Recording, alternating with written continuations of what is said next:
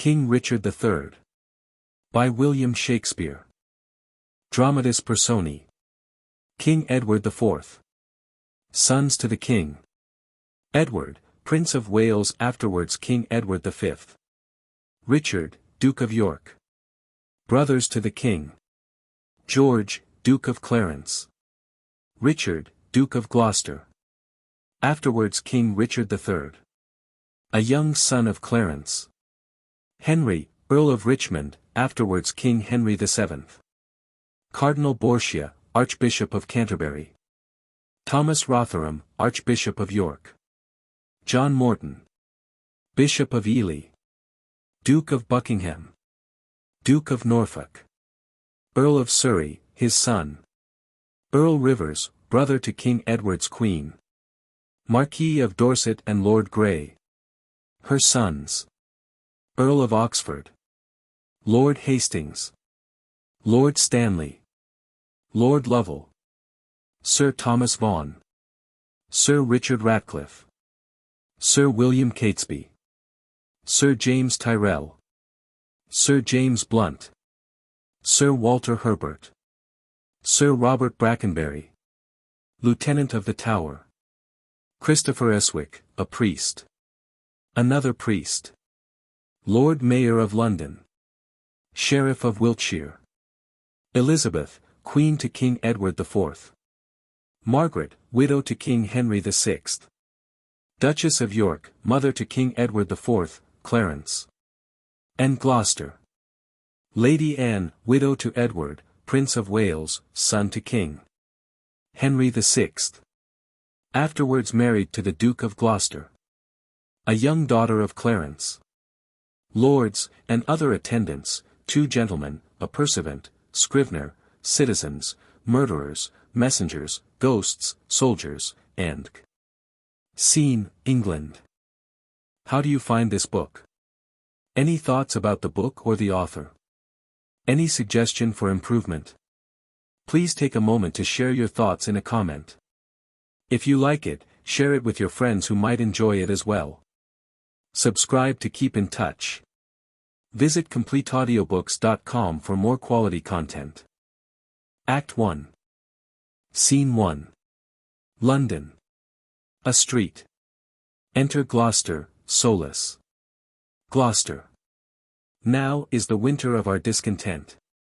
Made glorious summer by this son of York. And all the clouds that lowered upon our house. In the deep bosom of the ocean buried. Now are our brows bound with victorious wreaths. Our bruised arms hung up for monuments. Our stern alarums changed to merry meetings. Our dreadful marches to delightful measures. Grim-visaged war hath smoothed his wrinkled front. And now, instead of mounting barred steeds, to fright the souls of fearful adversaries, he capers nimbly in a lady's chamber, to the lascivious pleasing of a lute. But I, that am not shaped for sportive tricks, nor made to court an amorous looking-glass, I, that am rudely stamped, and want love's majesty, to strut before a wanton ambling nymph. I, that am curtailed of this fair proportion, cheated of feature by dissembling nature, deformed, unfinished, sent before my time, into this breathing world, scarce half made up. And that so lamely and unfashionable, that dogs bark at me as I halt by them. Why, I, in this weak piping time of peace, have no delight to pass away the time, unless to spy my shadow in the sun, and descant on mine own deformity. And therefore, since I cannot prove a lover, to entertain these fair well-spoken days, I am determined to prove a villain, and hate the idle pleasures of these days. Plots have I laid, inductions dangerous, by drunken prophecies, libels and dreams, to set my brother Clarence and the King in deadly hate the one against the other. And if King Edward be as true and just as I am subtle, false and treacherous, this day should Clarence closely be mewed up about a prophecy which says that G. of Edward's heirs the murderer shall be. Dive, thoughts, down to my soul, here. Clarence comes. Enter Clarence, guarded, and Brackenbury. Brother, good day, what means this armed guard? That waits upon your grace. Clarence. His Majesty, tendering my person's safety, hath appointed this conduct to convey me to the Tower. Gloucester. Upon what cause? Clarence. Because my name is George. Gloucester. Alack, my lord, that fault is none of yours. He should, for that, commit your godfathers. Oh, belike his Majesty hath some intent that you shall be new christened in the Tower. But what's the matter, Clarence? May I know? Clarence. Yea, Richard, when I know. For I protest. As yet I do not, but, as I can learn. He hearkens after prophecies and dreams. And from the crossrow plucks the letter G. And says a wizard told him that by G. his issue disinherited should be. And, for my name of George begins with G. it follows in his thought that I am he. These, as I learn, and such like toys as these, have moved his highness to commit me now. Gloucester. Why, this it is, when men are ruled by women. 'Tis not the king that sends you to the Tower. My Lady Grey his wife, Clarence, 'tis she that tempers him to this extremity. Was it not she and that good man of worship, Anthony Woodville, her brother there, that made him send Lord Hastings to the Tower? From whence this present day he is delivered. We are not safe, Clarence, we are not safe. Clarence. By heaven, I think there's no man is secure. But the Queen's kindred and night-walking heralds, that trudge betwixt the king and mistress shore. Heard ye not what an humble suppliant Lord Hastings was to her for his delivery? Gloucester. Humbly complaining to her deity. Got my Lord Chamberlain his liberty. I'll tell you what. I think it is our way, if we will keep in favor with the king, to be her men and wear her livery. The jealous o'er-worn widow and herself, since that our brother dubbed them gentlewomen, are mighty gossips in this monarchy. Brackenbury. I beseech your graces both to pardon me. His Majesty hath straitly given in charge that no man shall have private conference, of what degree soever, with his brother. Gloucester. Even so. An't please your worship, Brackenbury, you may partake of anything we say. We speak no treason, man, we say the king is wise and virtuous, and his noble queen well struck in years, fair, and not jealous. We say that Shore's wife hath a pretty foot, a cherry lip, a bonny eye, a passing pleasing tongue, and that the Queen's kindred are made gentlefolks. How say you, sir? Can you deny all this? Brackenbury. With this, my lord, myself have naught to do. Gloucester. Naught to do with Mistress Shore. I tell thee, fellow, he that doth naught with her, excepting one, were best he do it secretly, alone. Brackenbury. What one, my lord? Gloucester. Her husband, knave, wouldst thou betray me? Brackenbury. I beseech your grace to pardon me, and withal forbear your conference with the noble duke. Clarence. We know thy charge, Brackenbury, and will obey. Gloucester. We are the Queen's abjects, and must obey. Brother, farewell, I will unto the king. And whatsoever you will employ me in, were it to call King Edward's widow sister, I will perform it to enfranchise you. Meantime, this deep disgrace in brotherhood touches me deeper than you can imagine. Clarence. I know it pleaseth neither of us well. Gloucester. Well, your imprisonment shall not be long. Meantime, have patience. Clarence. I must perforce. Farewell. Exeunt Clarence, Brackenbury, and Guard. Gloucester.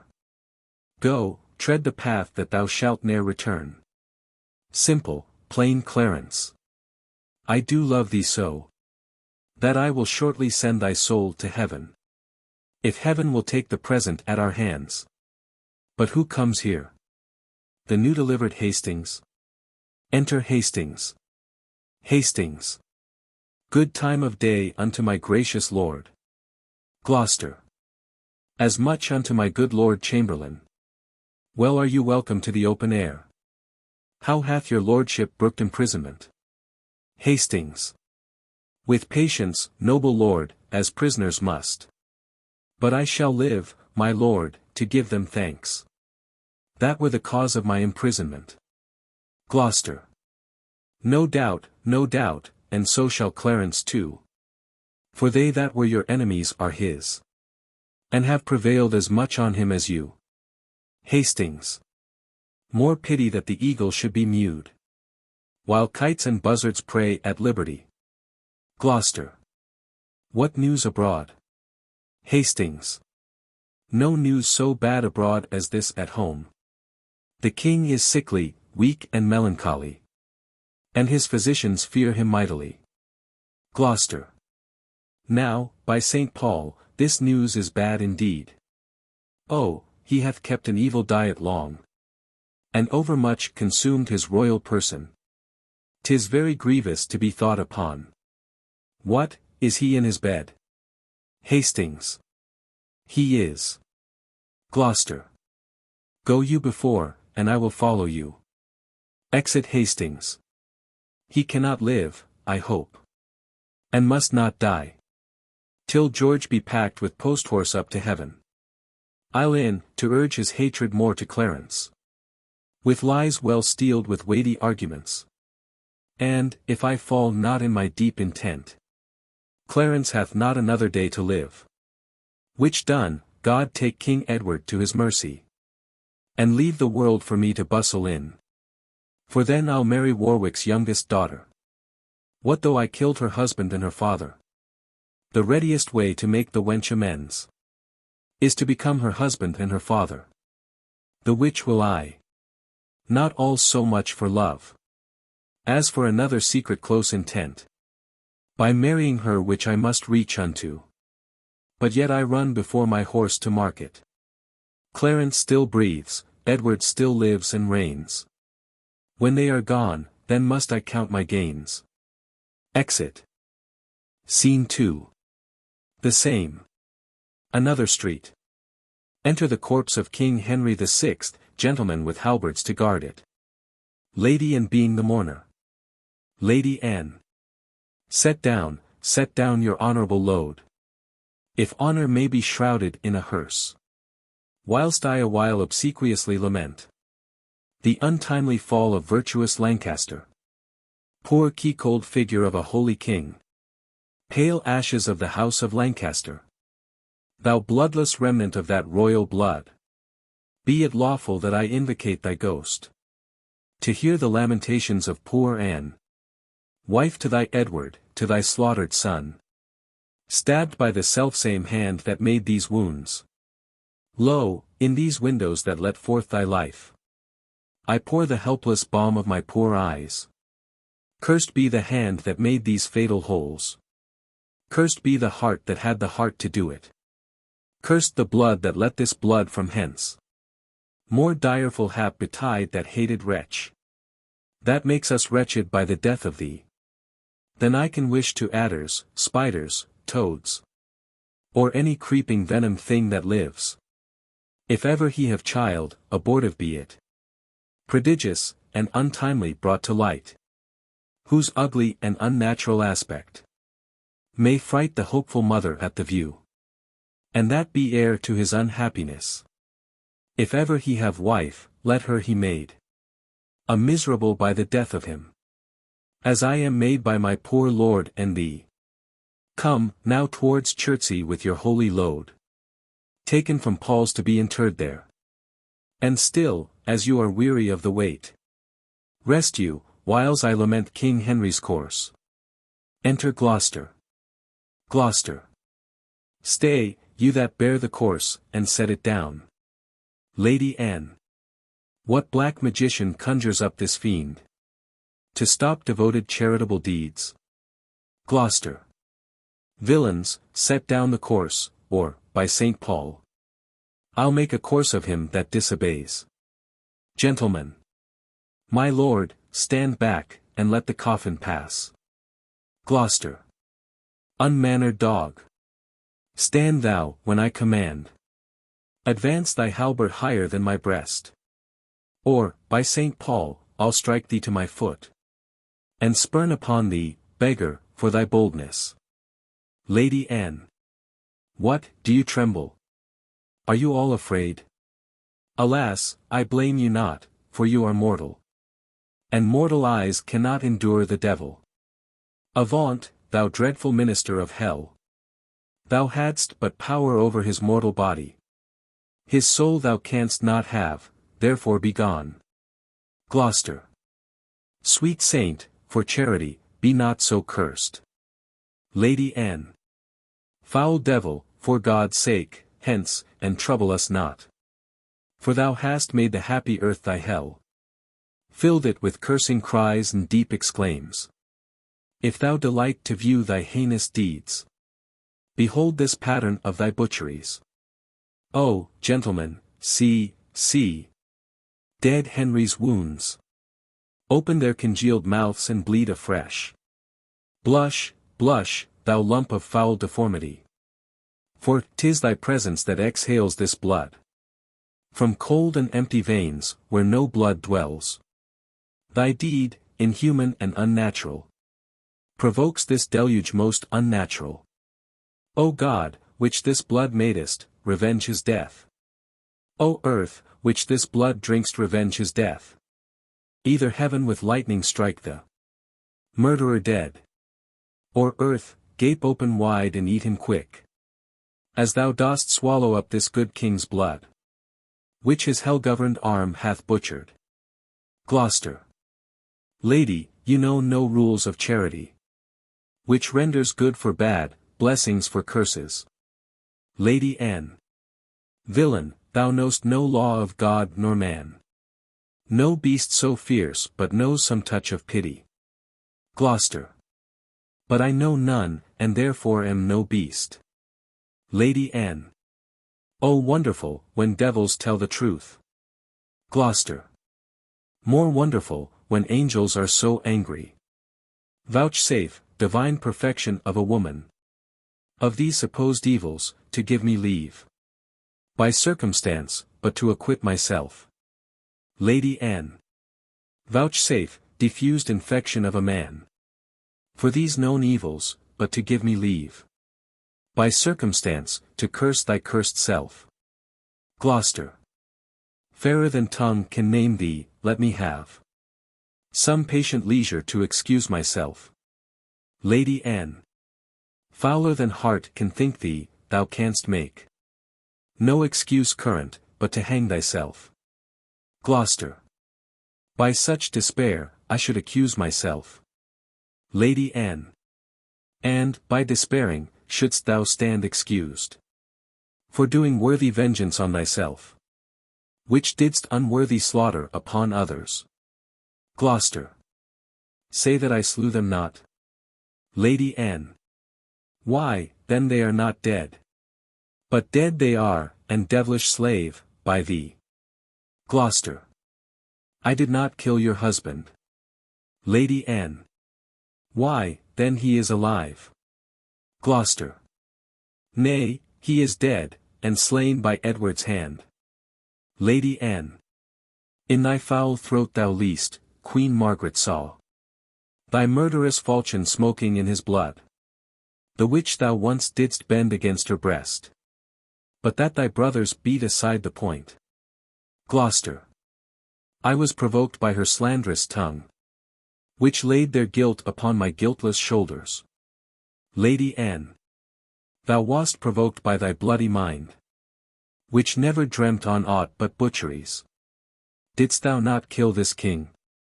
Gloucester. I grant ye. Lady Anne. Dost grant me, hedgehog? Then, God grant me too. Thou mayst be damned for that wicked deed. Oh, he was gentle, mild, and virtuous. Gloucester. The fitter for the King of Heaven, that hath him. Lady Anne. He is in heaven, where thou shalt never come. Gloucester. Let him thank me, that hope to send him thither. For he was fitter for that place than earth. Lady Anne. And thou unfit for any place but hell. Gloucester. Yes, one place else, if you will hear me name it. Lady Anne. Some dungeon. Gloucester. Your bedchamber. Lady Anne. Ill rest betide the chamber where thou liest. Gloucester. So will it, madam, till I lie with you. Lady Anne. I hope so. Gloucester. I know so. But, gentle Lady Anne, to leave this keen encounter of our wits, and fall somewhat into a slower method, is not the causer of the timeless deaths of these Plantagenets, Henry and Edward, as blameful as the executioner. Lady Anne. Thou art the cause, and most accursed effect. Gloucester. Your beauty was the cause of that effect. Your beauty, which did haunt me in my sleep, to undertake the death of all the world, so I might live 1 hour in your sweet bosom. Lady Anne. If I thought that, I tell thee, homicide, these nails should rend that beauty from my cheeks. Gloucester. These eyes could never endure sweet beauty's wreck. You should not blemish it, if I stood by. As all the world is cheered by the sun, so I by that, it is my day, my life. Lady Anne. Black night o'ershade thy day, and death thy life. Gloucester. Curse not thyself, fair creature, thou art both. Lady Anne. I would I were, to be revenged on thee. Gloucester. It is a quarrel most unnatural, to be revenged on him that loveth you. Lady Anne. It is a quarrel just and reasonable, to be revenged on him that slew my husband. Gloucester. He that bereft thee, lady, of thy husband, did it to help thee to a better husband. Lady Anne. His better doth not breathe upon the earth. Gloucester. He lives that loves thee better than he could. Lady Anne. Name him. Gloucester. Plantagenet. Lady Anne. Why, that was he. Gloucester. The selfsame name, but one of better nature. Lady Anne. Where is he? Gloucester. Here. She spitteth at him. Why dost thou spit at me? Lady Anne. Would it were mortal poison, for thy sake. Gloucester. Never came poison from so sweet a place. Lady Anne. Never hung poison on a fouler toad. Out of my sight. Thou dost infect my eyes. Gloucester. Thine eyes, sweet lady, have infected mine. Lady Anne. Would they were basilisks, to strike thee dead. Gloucester. I would they were, that I might die at once. For now they kill me with a living death. Those eyes of thine from mine have drawn salt tears, shamed their aspect with store of childish drops. These eyes that never shed remorseful tear. No, when my father York and Edward wept, to hear the piteous moan that Rutland made, when black-faced Clifford shook his sword at him, nor when thy warlike father, like a child, told the sad story of my father's death, and 20 times made pause to sob and weep, that all the standers by had wet their cheeks, like trees bedashed with rain, in that sad time. My manly eyes did scorn an humble tear. And what these sorrows could not thence exhale, thy beauty hath, and made them blind with weeping. I never sue to friend nor enemy. My tongue could never learn sweet smoothing word. But now thy beauty is proposed my fee. My proud heart sues, and prompts my tongue to speak. She looked scornfully at him. Teach not thy lips such scorn, for they were made for kissing, lady, not for such contempt. If thy revengeful heart cannot forgive, lo, here I lend thee this sharp-pointed sword, which if thou please to hide in this true bosom, and let the soul forth that adoreth thee, I lay it naked to the deadly stroke, and humbly beg the death upon my knee. He lays his breast open, she offers at it with his sword. Nay, do not pause. For I did kill King Henry. But 'twas thy beauty that provoked me. Nay, now dispatch, 'twas I that stabbed young Edward. But 'twas thy heavenly face that set me on. Here she lets fall the sword. Take up the sword again, or take up me. Lady Anne. Arise, dissembler, though I wish thy death. I will not be the executioner. Gloucester. Then bid me kill myself, and I will do it. Lady Anne. I have already. Gloucester. Tush, that was in thy rage. Speak it again, and, even with the word. That hand, which, for thy love, did kill thy love, shall, for thy love, kill a far truer love. To both their deaths thou shalt be accessory. Lady Anne. I would I knew thy heart. Gloucester. 'Tis figured in my tongue. Lady Anne. I fear me both are false. Gloucester. Then never man was true. Lady Anne. Well, well, put up your sword. Gloucester. Say, then, my peace is made. Lady Anne. That shall you know hereafter. Gloucester. But shall I live in hope? Lady Anne. All men, I hope, live so. Gloucester. Vouchsafe to wear this ring. Lady Anne. To take is not to give. Gloucester. Look, how this ring encompasseth finger. Even so thy breast encloseth my poor heart. Wear both of them, for both of them are thine. And if thy poor devoted suppliant may but beg one favour at thy gracious hand, thou dost confirm his happiness for ever. Lady Anne. What is it? Gloucester. That it would please thee leave these sad designs to him that hath more cause to be a mourner, and presently repair to Crosby Place, where, after I have solemnly interred at Chertsey Monastery this noble king, and wet his grave with my repentant tears, I will with all expedient duty see you. For divers unknown reasons, I beseech you, grant me this boon. Lady Anne. With all my heart, and much it joys me too, to see you are become so penitent. Trestle and Berkeley, go along with me. Gloucester. Bid me farewell. Lady Anne. 'Tis more than you deserve. But since you teach me how to flatter you, imagine I have said farewell already. Exeunt Lady Anne, Trestle, and Berkeley. Gloucester. Sirs, take up the course. Gentlemen. Towards Chertsey, noble lord. Gloucester. No, to Whitefriars. There attend my coining. Exeunt all but Gloucester. Was ever woman in this humour wooed? Was ever woman in this humour won? I'll have her, but I will not keep her long. What? I, that killed her husband and his father. To take her in her heart's extremest hate. With curses in her mouth, tears in her eyes. The bleeding witness of her hatred by having God, her conscience, and these bars against me. And I nothing to back my suit at all, but the plain devil and dissembling looks. And yet to win her, all the world to nothing. Ha!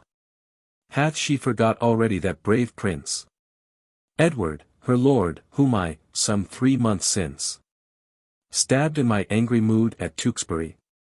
A sweeter and a lovelier gentleman, framed in the prodigality of nature. Young, valiant, wise, and, no doubt, right royal. the spacious world cannot again afford. And will she yet debase her eyes on me, that cropped the golden prime of this sweet prince, and made her widow to a waffle bed? On me, whose all not equals Edward's moiety. On me, that halt and am unshapen thus, my dukedom to a beggarly denier. I do mistake my person all this while. Upon my life, she finds, although I cannot myself to be a marvellous proper man. I'll be at charges for a looking-glass, and entertain some score or two of tailors, to study fashions to adorn my body. Since I am crept in favour with myself, will maintain it with some little cost. But first I'll turn yon fellow in his grave, and then return lamenting to my love.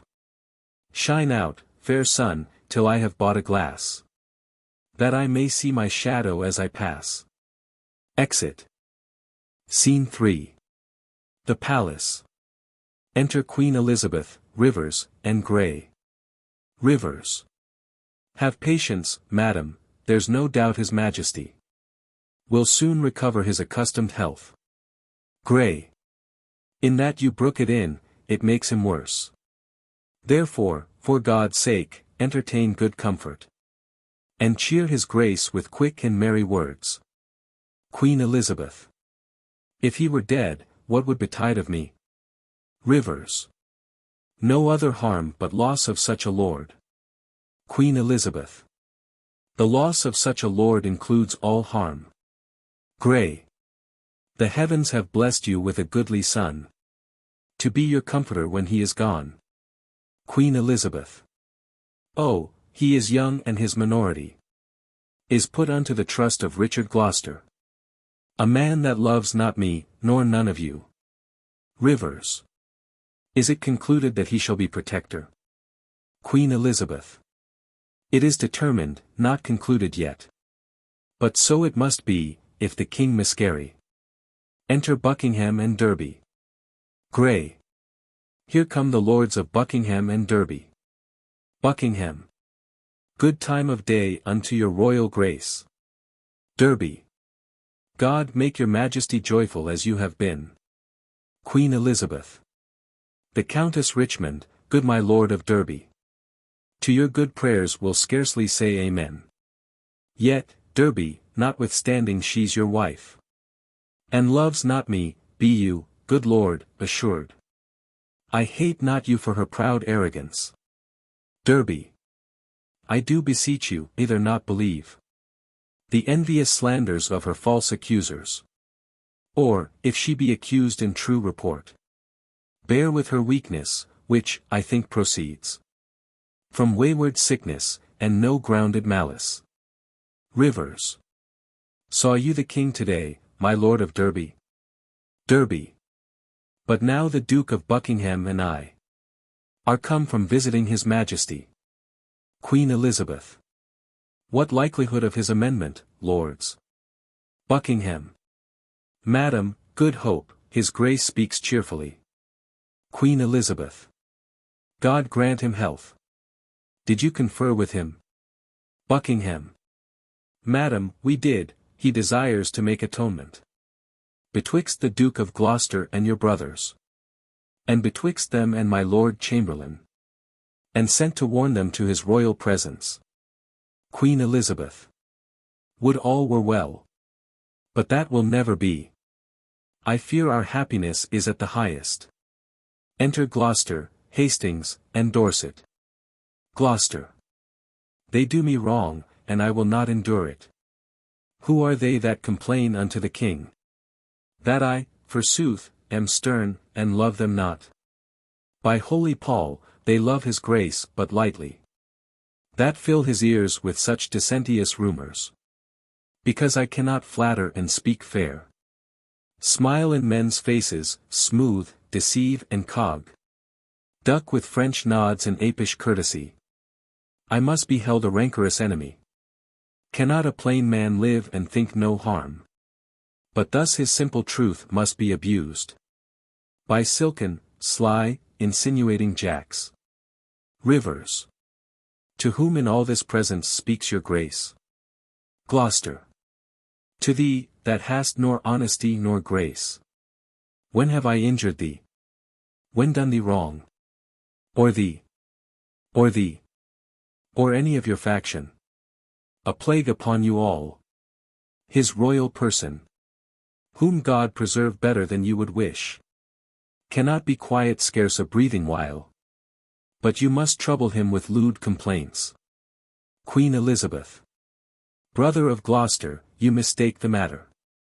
The king, of his own royal disposition, and not provoked by any suitor else, aiming, belike, at your interior hatred, which in your outward actions shows itself, against my kindred, brothers, and myself, makes him to send, that thereby he may gather the ground of your ill will, and so remove it.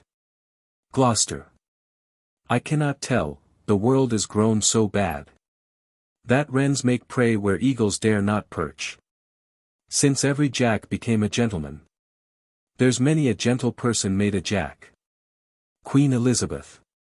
Come, come, we know your meaning, brother. Gloucester. You envy my advancement and my friends. God grant we never may have need of you. Gloucester. Meantime, God grants that we have need of you. Your brother is imprisoned by your means. Myself disgraced, and the nobility held in contempt. Whilst many fair promotions are daily given to ennoble those that scarce, some 2 days since, were worth a noble. Queen Elizabeth. By him that raised me to this careful height, from that contented hap which I enjoyed, I never did incense his majesty against the Duke of Clarence, but have been an earnest advocate to plead for him. My lord, you do me shameful injury, falsely to draw me in these vile suspects. Gloucester. You may deny that you were not the cause of my Lord Hastings' late imprisonment. Rivers. She may, my lord, for Gloucester. She may, Lord Rivers. Why, who knows not so? She may do more, sir, than denying that. She may help you to many fair preferments, and then deny her aiding hand therein, and lay those honors on your high deserts. What may she not? She may, marry, may she. Rivers. What, marry, may she? Gloucester. What, marry, may she? Marry with a king. A bachelor, a handsome stripling too. I wish your grandam had a worser match. Queen Elizabeth. My lord of Gloucester, I have too long borne your blunt upbraidings and your bitter scoffs. By heaven, I will acquaint his majesty with those gross taunts I often have endured. I had rather be a country servant maid than a great queen, with this condition, to be thus taunted, scorned, and baited at. Enter Queen Margaret, behind. Small joy have I in being England's queen. Queen Margaret. And lesson be that small, God, I beseech thee. Thy honor, state and seat is due to me. Gloucester. What? Threat you me with telling of the king? Tell him, and spare not, look, what I have said. I will avouch in presence of the king. I dare adventure to be sent to the Tower. 'Tis time to speak, my pains are quite forgot. Queen Margaret. Out, devil. I remember them too well. Thou slewest my husband Henry in the Tower, and Edward, my poor son, at Tewkesbury. Gloucester. Ere you were queen, or your husband king, I was a pack-horse in his great affairs, a weeder out of his proud adversaries, a liberal rewarder of his friends. To royalize his blood I spilt mine own. Queen Margaret. And much better blood than his or thine. Gloucester. In all which time you and your husband Grey were factious for the house of Lancaster. And, Rivers, so were you. Was not your husband in Margaret's battle at St. Albans slain? Let me put in your minds, if you forget, what you have been ere now, and what you are. Withal, what I have been, and what I am. Queen Margaret. A murderous villain, and so still thou art. Gloucester. Poor Clarence did forsake his father, Warwick. Yea, and forswore himself, which Jesu pardon. Queen Margaret. Which God revenge. Gloucester. To fight on Edward's party for the crown. And for his meed, poor lord, he is mewed up. I would to God my heart were flint, like Edward's. Or Edward's soft and pitiful, like mine. I am too childish foolish for this world. Queen Margaret. Hie thee to hell for shame, and leave the world. Thou cacodemon. There thy kingdom is. Rivers. My lord of Gloucester, in those busy days, which here you urge to prove us enemies, we followed then our lord, our lawful king. So should we you, if you should be our king. Gloucester. If I should be, I had rather be a peddler. Far be it from my heart, the thought of it. Queen Elizabeth. As little joy, my lord, as you suppose you should enjoy, were you this country's king. As little joy may you suppose in me, that I enjoy, being the queen thereof. Queen Margaret. A little joy enjoys the queen thereof. For I am she, and altogether joyless. I can no longer hold me patient. Advancing. Hear me, you wrangling pirates, that fall out, in sharing that which you have pilled from me. Which of you trembles not that looks on me? If not, that, I being queen, you bow like subjects. Yet that, by you deposed, you quake like rebels. O gentle villain, do not turn away. Gloucester. Foul wrinkled witch, what makest thou in my sight? Queen Margaret. But repetition of what thou hast marred. That will I make before I let thee go. Gloucester. Wert thou not banished on pain of death? Queen Margaret. I was, but I do find more pain in banishment than death can yield me here by my abode. A husband and a son thou owest to me. And thou a kingdom. All of you allegiance. The sorrow that I have, by right is yours. And all the pleasures you usurp are mine. Gloucester. The curse my noble father laid on thee, when thou didst crown his warlike brows with paper, and with thy scorns drewst rivers from his eyes. And then, to dry them, gavest the Duke a clout, steeped in the faultless blood of pretty Rutland. His curses, then from bitterness of soul, denounced against thee, are all fallen upon thee. And God, not we, hath plagued thy bloody deed. Queen Elizabeth. So just is God, to right the innocent. Hastings. Oh, 'twas the foulest deed to slay that babe, and the most merciless that e'er was heard of. Rivers. Tyrants themselves wept when it was reported. Dorset. No man but prophesied revenge for it. Buckingham. Northumberland, then present, wept to see it. Queen Margaret. What were you snarling all before I came? Ready to catch each other by the throat, and turn you all your hatred now on me? Did York's dread curse prevail so much with heaven? That Henry's death, my lovely Edward's death, their kingdom's loss, my woeful banishment, could all but answer for that peevish brat? Can curses pierce the clouds and enter heaven? Why, then, give way, dull clouds, to my quick curses. If not by war, by surfeit die your king, as ours by murder, to make him a king. Edward thy son, which now is Prince of Wales. For Edward my son, which was Prince of Wales, die in his youth by like untimely violence. Thyself a queen, for me that was a queen. Outlive thy glory, like my wretched self. Long mayst thou live to wail thy children's loss, and see another, as I see thee now, decked in thy rights, as thou art stalled in mine. Long die thy happy days before thy death. And, after many lengthened hours of grief, die neither mother, wife, nor England's queen. Rivers and Dorset, you were standers by. And so wast thou, Lord Hastings, when my son was stabbed with bloody daggers. God, I pray him, that none of you may live your natural age, but by some unlooked accident cut off. Gloucester. Have done thy charm, thou hateful withered hag. Queen Margaret. And leave out thee. Stay, dog, for thou shalt hear me.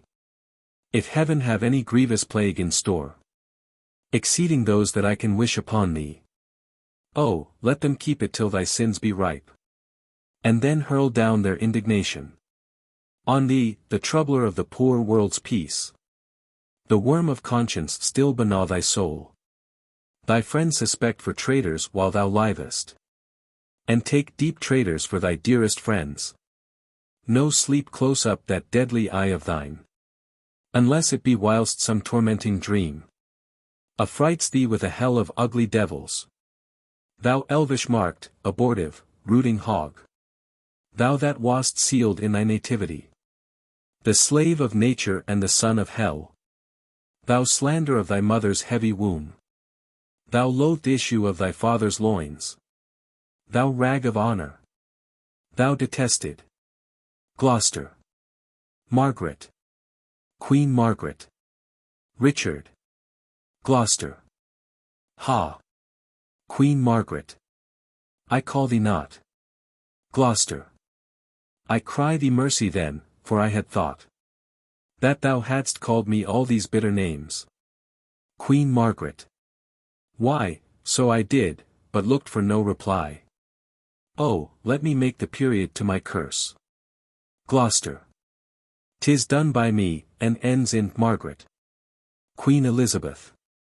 Thus have you breathed your curse against yourself. Queen Margaret. Poor painted queen, vain flourish of my fortune. Why strew'st thou sugar on that bottled spider, whose deadly web ensnareth thee about? Fool, fool! Thou whetst a knife to kill thyself. The time will come when thou shalt wish for me to help thee curse that poisonous bunchback toad. Hastings. False boding woman, end thy frantic curse, lest to thy harm thou move our patience. Queen Margaret. Foul shame upon you. You have all moved mine. Rivers. Were you well served, you would be taught your duty. Queen Margaret. To serve me well, you all should do me duty. Teach me to be your queen, and you my subjects. Oh, serve me well, and teach yourselves that duty. Dorset. Dispute not with her, she is lunatic. Queen Margaret. Peace, Master Marquis, you are malapert. Your fire new stamp of honor is scarce current. Oh, that your young nobility could judge what 'twere to lose it, and be miserable. They that stand high have many blasts to shake them, and if they fall, they dash themselves to pieces. Gloucester. Good counsel, Mary, learn it, Marquis. Dorset. It toucheth you, my lord, as much as me. Gloucester. Yea, and much more, but I was born so high. Our airy buildeth in the cedar's top, and dallies with the wind and scorns the sun. Queen Margaret. And turns the sun to shade, alas! Alas! Witness my son, now in the shade of death, whose bright outshining beams thy cloudy wrath hath in eternal darkness folded up. Your airy buildeth in our Aries nest. O God, that sayest it, do not suffer it. As it was won with blood, lost be it so. Buckingham. Have done. For shame, if not for charity. Queen Margaret. Urge neither charity nor shame to me. Uncharitably with me have you dealt, and shamefully by you my hopes are butchered. My charity is outrage, life my shame, and in that shame still live my sorrow's rage. Buckingham. Have done, have done. Queen Margaret. O princely Buckingham, I'll kiss thy hand, in sign of league and amity with thee. Now fair befall thee and thy noble house. Thy garments are not spotted with our blood, nor thou within the compass of my curse, Buckingham. Nor no one here, for curses never pass the lips of those that breathe them in the air. Queen Margaret. I'll not believe but they ascend the sky, and there awake God's gentle sleeping peace. O Buckingham, take heed of yonder dog. Look, when he fawns, he bites, and when he bites, his venom tooth will rankle to the death. Have not to do with him, beware of him. Sin, death, and hell have set their marks on him, and all their ministers attend on him. Gloucester. What doth she say, my Lord of Buckingham? Buckingham. Nothing that I respect, my gracious lord. Queen Margaret. What, dost thou scorn me for my gentle counsel, and suit the devil that I warn thee from? Oh, but remember this another day, when he shall split thy very heart with sorrow, and say poor Margaret was a prophetess. Live each of you the subjects to his hate, and he to yours, and all of you to God's. Exit. Hastings. My hair doth stand on end to hear her curses. Rivers. And so doth mine, I muse why she's at liberty. Gloucester. I cannot blame her, by God's holy mother. She hath had too much wrong, and I repent my part thereof that I have done to her. Queen Elizabeth. I never did her any, to my knowledge. Gloucester. But you have all the vantage of her wrong. I was too hot to do somebody good. That is too cold in thinking of it now. Mary, as for Clarence, he is well repaid. He is franked up to fatting for his pains. God pardon them that are the cause of it. Rivers. A virtuous and a Christian-like conclusion, to pray for them that have done scathe to us. Gloucester. So do I ever. Aside. Being well advised. For had I cursed now, I had cursed myself. Enter Catesby. Catesby. Madam, his majesty doth call for you, and for your grace, and you, my noble lords. Queen Elizabeth. Catesby, we come. Lords, will you go with us? Rivers. Madam, we will attend your grace. Exeunt all but Gloucester. Gloucester. I do the wrong, and first begin to brawl. The secret mischiefs that I set abroach, I lay unto the grievous charge of others. Clarence, whom I, indeed, have laid in darkness, I do beweep to many simple gulls, namely, to Hastings, Derby, Buckingham, and say it is the Queen and her allies that stir the King against the Duke my brother. Now, they believe it, and withal wet me, to be revenged on Rivers, Vaughan, Grey. But then I sigh, and, with a piece of scripture, tell them that God bids us do good for evil. And thus I clothe my naked villainy with old odd ends stolen out of Holy Writ, and seem a saint, when most I play the devil. Enter two murderers. But, soft! Here come my executioners. How now, my hardy, stout resolved mates? Are you now going to dispatch this deed? First murderer. We are, my lord, and come to have the warrant, that we may be admitted where he is. Gloucester. Well thought upon, I have it here about me. Gives the warrant. When you have done, repair to Crosby Place. But, sirs, be sudden in the execution. Withal obdurate, do not hear him plead. For Clarence is well spoken, and perhaps may move your hearts to pity if you mark him. First murderer. Tush! Fear not, my lord, we will not stand to prate. Talkers are no good doers, be assured. We come to use our hands and not our tongues. Gloucester. Your eyes drop millstones, when fools' eyes drop tears. I like you, lads, about your business straight. Go, go, dispatch. First murderer. We will, my noble lord. Exeunt. Scene 4. London. The Tower. Enter Clarence and Brackenbury. Brackenbury. Why looks your grace so heavily today? Clarence. Oh, I have passed a miserable night.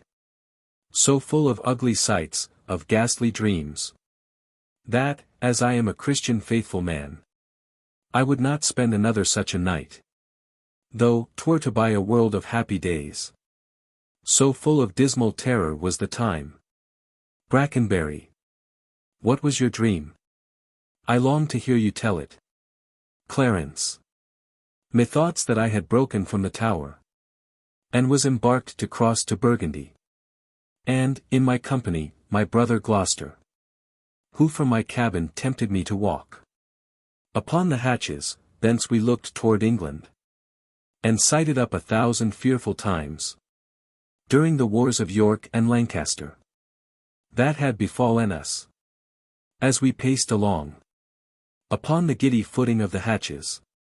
Methought that Gloucester stumbled, and, in falling, struck me, that thought to stay him, overboard, into the tumbling billows of the main.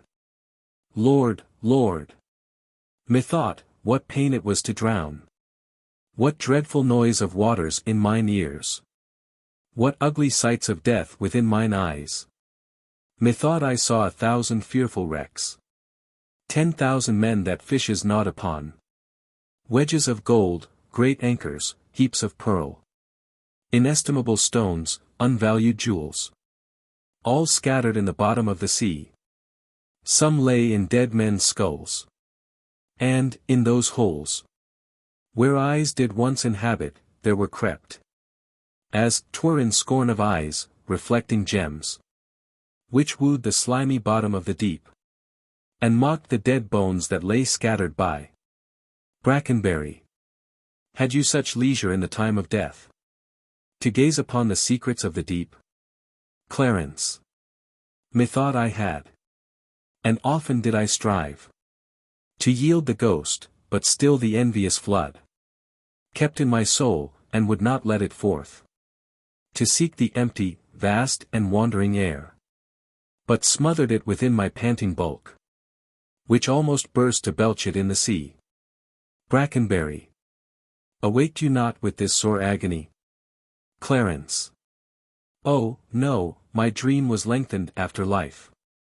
Oh, then began the tempest to my soul. Who passed, methought, the melancholy flood, with that grim ferryman which poets write of, unto the kingdom of perpetual night. The first that there did greet my stranger soul was my great father-in-law, renowned Warwick, who cried aloud, what scourge for perjury can this dark monarchy afford false Clarence? And so he vanished, then came wandering by, a shadow like an angel, with bright hair dabbled in blood, and he squeaked out aloud, Clarence is come, false, fleeting, perjured Clarence, that stabbed me in the field by Tewkesbury. Seize on him, furies, take him to your torments. With that, methoughts, a legion of foul fiends environed me about, and howled in mine ears such hideous cries, that with the very noise I trembling waked, and for a season after could not believe but that I was in hell. Such terrible impression made the dream. Brackenbury. No marvel, my lord, though it affrighted you. I promise, I am afraid to hear you tell it. Clarence. O Brackenbury, I have done those things which now bear evidence against my soul. For Edward's sake, and see how he requites me. O God! If my deep prayers cannot appease thee, but thou wilt be avenged on my misdeeds, yet execute thy wrath in me alone. Oh, spare my guiltless wife and my poor children. I pray thee, gentle keeper, stay by me. My soul is heavy, and I fain would sleep. Brackenbury. I will, my lord, God give your grace good rest. Clarence sleeps. Sorrow breaks seasons and reposing hours. Makes the night morning, and the noontide night. Princes have but their tides for their glories. An outward honor for an inward toil. And, for unfelt imagination. They often feel a world of restless cares. So that, betwixt their tides and low names, there's nothing differs but the outward fame. Enter the two murderers. First murderer. Ho! Who's here? Brackenbury. In God's name what are you, and how came you hither? First murderer. I would speak with Clarence, and I came hither on my legs. Brackenbury. Yea, are you so brief? Second murderer. Oh sir, it is better to be brief than tedious. Show him our commission, talk no more. Brackenbury reads it. Brackenbury. I am, in this, commanded to deliver the noble Duke of Clarence to your hands. I will not reason what is meant hereby, because I will be guiltless of the meaning. Here are the keys, there sits the Duke asleep. I'll to the king, and signify to him that thus I have resigned my charge to you. First murderer. Do so, it is a point of wisdom, fare you well. Exit Brackenbury. Second murderer. What, shall we stab him as he sleeps? First murderer.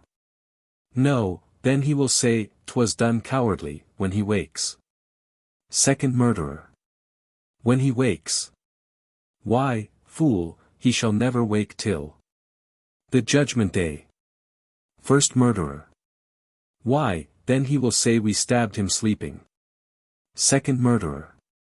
The urging of that word, judgment, hath bred a kind of remorse in me. First murderer. What, art thou afraid? Second murderer. Not to kill him, having a warrant for it, but to be damned for killing him, from which no warrant can defend us. First murderer. I thought thou hadst been resolute. Second murderer. So I am, to let him live. First murderer. Back to the Duke of Gloucester, tell him so. Second murderer. I pray thee, stay a while, I hope my holy humour will change, 'twas wont to hold me but while one would tell 20. First murderer. How dost thou feel thyself now? Second murderer.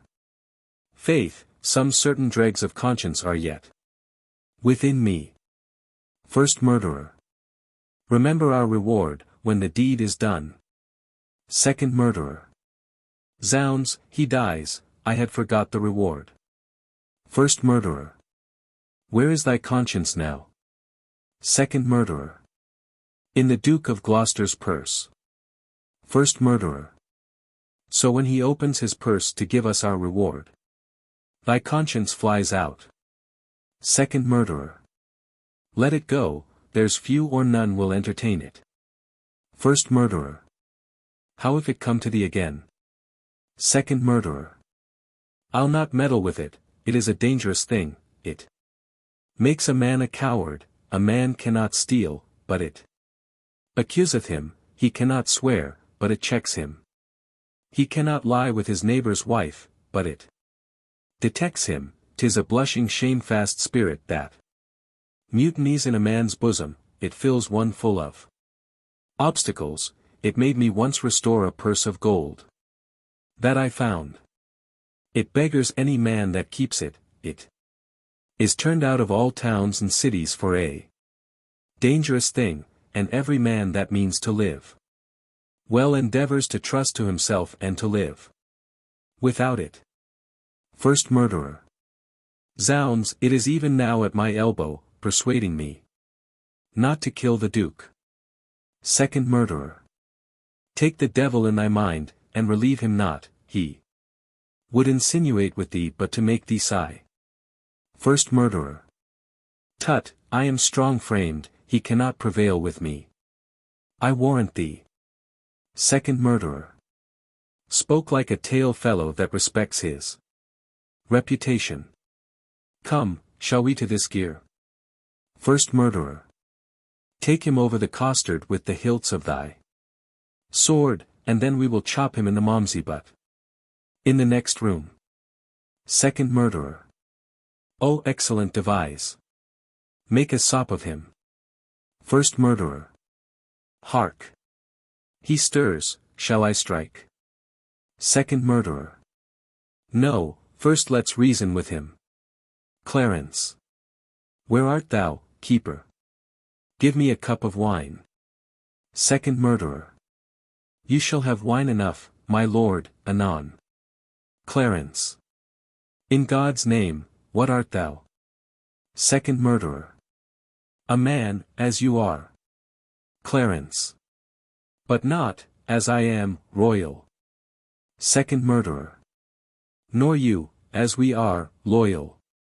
Clarence. Thy voice is thunder, but thy looks are humble. Second murderer. My voice is now the king's, my looks mine own. Clarence. How darkly and how deadly dost thou speak. Your eyes do menace me, why look you pale? Who sent you hither? Wherefore do you come? Both. To. Clarence. To murder me? Both. I. Clarence. You scarcely have the hearts to tell me so. And therefore cannot have the hearts to do it. Wherein, my friends, have I offended you? First murderer. Offended us you have not, but the king. Clarence. I shall be reconciled to him again. Second murderer. Never, my lord, therefore prepare to die. Clarence. Are you called forth from out a world of men? To slay the innocent? What is my offense? Where are the evidence that do accuse me? What lawful quest have given their verdict up? Unto the frowning judge? Or who pronounced the bitter sentence of poor Clarence death? Before I be convict by course of law. To threaten me with death is most unlawful. I charge you, as you hope to have redemption. By Christ's dear blood shed for our grievous sins. That you depart and lay no hands on me. The deed you undertake is damnable. First murderer. What we will do, we do upon command. Second murderer. And he that hath commanded is the king. Clarence. Erroneous vassal.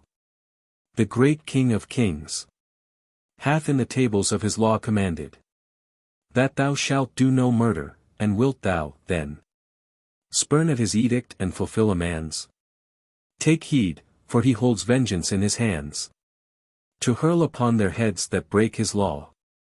Second murderer. And that same vengeance doth he hurl on thee. For false forswearing and for murder too.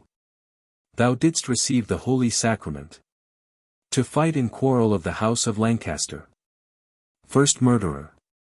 And, like a traitor to the name of God, didst break that vow, and with thy treacherous blade unrip dst the bowels of thy sovereign son. Second murderer. Whom thou wert sworn to cherish and defend. First murderer. How canst thou urge God's dreadful law to us, when thou hast broke it in so dear degree? Clarence. Alas! For whose sake did I that ill deed?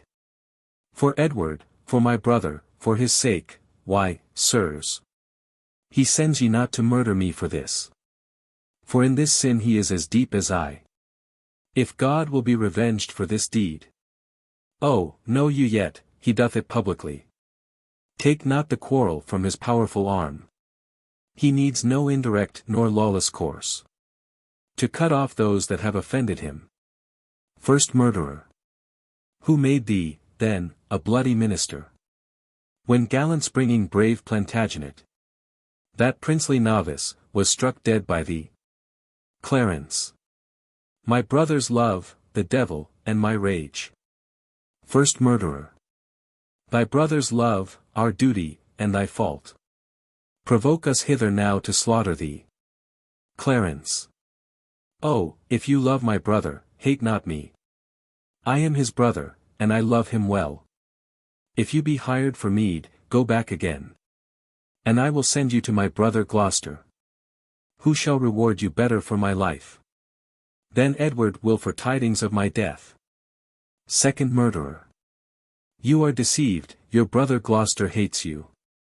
Clarence. Oh, no, he loves me, and he holds me dear. Go you to him from me. Both. Aye, so we will. Clarence. Tell him, when that our princely father York blessed his 3 sons with his victorious arm, and charged us from his soul to love each other. He little thought of this divided friendship. Bid Gloucester think of this, and he will weep. First murderer. Aye, millstones, as be lessened us to weep. Clarence. Oh, do not slander him, for he is kind. First murderer. Right. As snow in harvest. Thou deceivest thyself. 'Tis he that sent us hither now to slaughter thee. Clarence. It cannot be, for when I parted with him, he hugged me in his arms, and swore, with sobs, that he would labor my delivery. Second murderer. Why, so he doth, now he delivers thee from this world's thraldom to the joys of heaven. First murderer. Make peace with God, for you must die, my lord. Clarence. Hast thou that holy feeling in thy soul, to counsel me to make my peace with God? And art thou yet to thy own soul so blind, that thou wilt war with God by murdering me? Ah, sirs, consider, he that set you on to do this deed will hate you for the deed. Second murderer. What shall we do? Clarence. Relent, and save your souls. First murderer. Relent. 'Tis cowardly and womanish. Clarence. Not to relent is beastly, savage, devilish. Which of you, if you were a prince's son, being pent from liberty, as I am now, if 2 such murderers as yourselves came to you, would not entreat for life? My friend, I spy some pity in thy looks. Oh, if thine eye be not a flatterer, come thou on my side, and entreat for me, as you would beg, were you in my distress. A begging prince what beggar pities not? Second murderer. Look behind you, my lord. First murderer. Take that, and that, if all this will not do. Stabs him. I'll drown you in the Momsey but within. Exit, with the body. Second murderer. A bloody deed, and desperately dispatched. How fain, like Pilate, would I wash my hands of this most grievous guilty murder done. Re-enter first murderer. First murderer. How now? What mean'st thou, that thou helpst me not? By heavens, the Duke shall know how slack thou art. Second murderer. I would he knew that I had saved his brother. Take thou the fee, and tell him what I say. For I repent me that the Duke is slain. Exit. First murderer. So do not I, go, coward as thou art. Now must I hide his body in some hole, until the Duke take order for his burial. And when I have my meed, I must away. For this will out, and here I must not stay. Act 2. Scene 1. London. The Palace. Flourish. Enter King Edward IV sick, Queen Elizabeth, Dorset, Rivers, Hastings, Buckingham, Grey, and others. King Edward IV.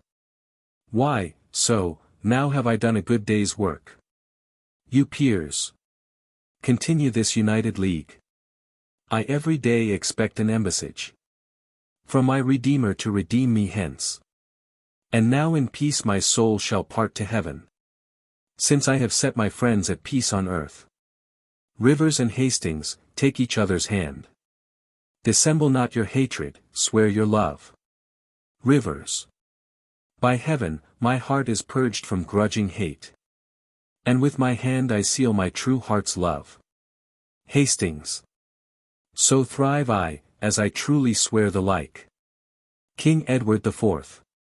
Take heed you dally not before your king. Lest he that is the supreme king of kings confound your hidden falsehood, and award either of you to be the other's end. Hastings. So prosper I, as I swear perfect love. Rivers. And I, as I love Hastings with my heart. King Edward IV. Madam, yourself are not exempt in this. Nor your son Dorset, Buckingham, nor you. You have been factious one against the other. Wife, love Lord Hastings, let him kiss your hand. And what you do, do it unfeignedly. Queen Elizabeth. Here, Hastings, I will never more remember our former hatred, so thrive I in mine. King Edward IV. Dorset, embrace him, Hastings, love Lord Marquis. Dorset. This interchange of love, I here protest, upon my part shall be inviolable.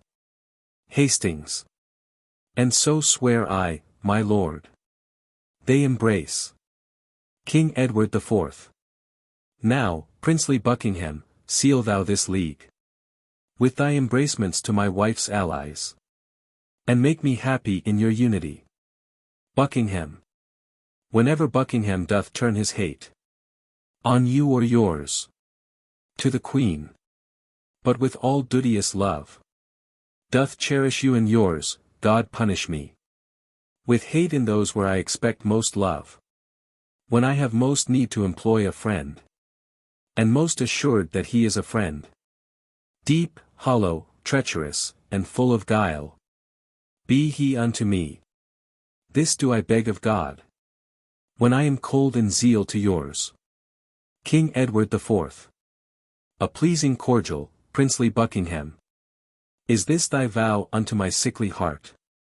There wanteth now our brother Gloucester here, to make the perfect period of this peace. Buckingham. And, in good time, here comes the noble Duke. Enter Gloucester. Gloucester. Good morrow to my sovereign King and Queen. And, princely peers, a happy time of day. King Edward IV. Happy, indeed, as we have spent the day. Brother, we done deeds of charity, made peace enmity, fair love of hate, between these swelling wrong-incensed peers. Gloucester. A blessed labour, my most sovereign liege. Amongst this princely heap, if any here, by false intelligence, or wrong surmise, hold me a foe. If I unwittingly, or in my rage, have aught committed that is hardly borne by any in this presence, I desire to reconcile me to his friendly peace. 'Tis death to me to be at enmity. I hate it, and desire all good men's love. First, madam, I entreat true peace of you, which I will purchase with my duteous service. Of you, my noble cousin Buckingham, if ever any grudge were lodged between us. Of you, Lord Rivers, and, Lord Grey, of you, that without desert have frowned on me. Dukes, earls, lords, gentlemen, indeed, of all, I do not know that Englishman alive, with whom my soul is any jot at odds, more than the infant that is born tonight. I thank my God for my humility. Queen Elizabeth. A holy day shall this be kept hereafter. I would to God all strifes were well compounded. My sovereign liege, I do beseech your majesty to take our brother Clarence to your grace. Gloucester. Why, madam, have I offered love for this? To be so bout in this royal presence? Who knows not that the noble Duke is dead? They all start. You do him injury to scorn his course. Rivers. Who knows not he is dead? Who knows he is? Queen Elizabeth. All-seeing heaven, what a world is this? Buckingham. Look I so pale, Lord Dorset, as the rest? Dorset. I, my good lord, and no one in this presence. But his red colour hath forsook his cheeks. King Edward IV. Is Clarence dead? The order was reversed. Gloucester. But he, poor soul, by your first order died. And that a winged Mercury did bear. Some tardy cripple bore the countermand. That came too lag to see him buried. God grant that some, less noble and less loyal, nearer in bloody thoughts, but not in blood, deserve not worse than wretched Clarence did. And yet go current from suspicion. Enter Derby. Derby. A boon, my sovereign, for my service done. King Edward IV. I pray thee, peace, my soul is full of sorrow.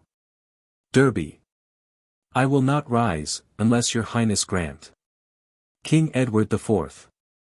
Then speak at once, what is it thou demand'st? Derby. The forfeit, sovereign, of my servant's life. Who slew today a righteous gentleman, lately attendant on the Duke of Norfolk. King Edward IV. Have a tongue to doom my brother's death. And shall the same give pardon to a slave? My brother slew no man. His fault was thought. And yet his punishment was cruel death. Who sued to me for him? Who, in my rage, kneeled at my feet, and bade me be advised? Who spake of brotherhood? Who spake of love? Who told me how the poor soul did forsake the mighty Warwick, and did fight for me? Who told me, in the field by Tewkesbury, when Oxford had me down, he rescued me, and said, dear brother, live, and be a king? Who told me, when we both lay in the field, frozen almost to death, how he did lap me, even in his own garments, and gave himself, all thin and naked, to the numb cold night?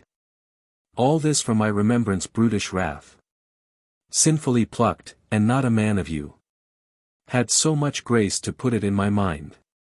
But when your carters or your waiting vassals have done a drunken slaughter, and defaced the precious image of our dear Redeemer, you straight are on your knees for pardon, pardon. And I unjustly too, must grant it you. But for my brother not a man would speak. Nor I, ungracious, speak unto myself. For him, poor soul, the proudest of you all, have been beholding to him in his life. Yet none of you would once plead for his life. O God, I fear thy justice will take hold on me, and you, and mine, and yours for this. Come, Hastings, help me to my closet. Oh, poor Clarence! Exeunt some with King Edward IV and Queen Margaret. Gloucester. This is the fruit of rashness. Marked you not how that the guilty kindred of the Queen looked pale when they did hear of Clarence's death? Oh, they did urge it still unto the King. God will revenge it. But come, let us in, to comfort Edward with our company. Buckingham. We wait upon your grace. Exeunt. Scene 2. The Palace. Enter the Duchess of York, with the 2 children of Clarence. Boy. Tell me, good grandam, is our father dead? Duchess of York. No, boy. Boy. Why do you wring your hands, and beat your breast, and cry, O Clarence, my unhappy son? Girl. Why do you look on us, and shake your head, and call us wretches, orphans, castaways? If that our noble father be alive. Duchess of York. My pretty cousins, you mistake me much. I do lament the sickness of the king, as loath to lose him, not your father's death. It were lost sorrow to wail one that's lost. Boy. Then, grandam, you conclude that he is dead. The king my uncle is to blame for this. God will revenge it, whom I will importune with daily prayers all to that effect. Girl. And so will I. Duchess of York. Peace, children, peace. The king doth love you well. Incapable and shallow innocence. You cannot guess who caused your father's death. Boy. Grandam, we can. For my good uncle Gloucester. Told me, the king, provoked by the queen, devised impeachments to imprison him. And when my uncle told me so, he wept.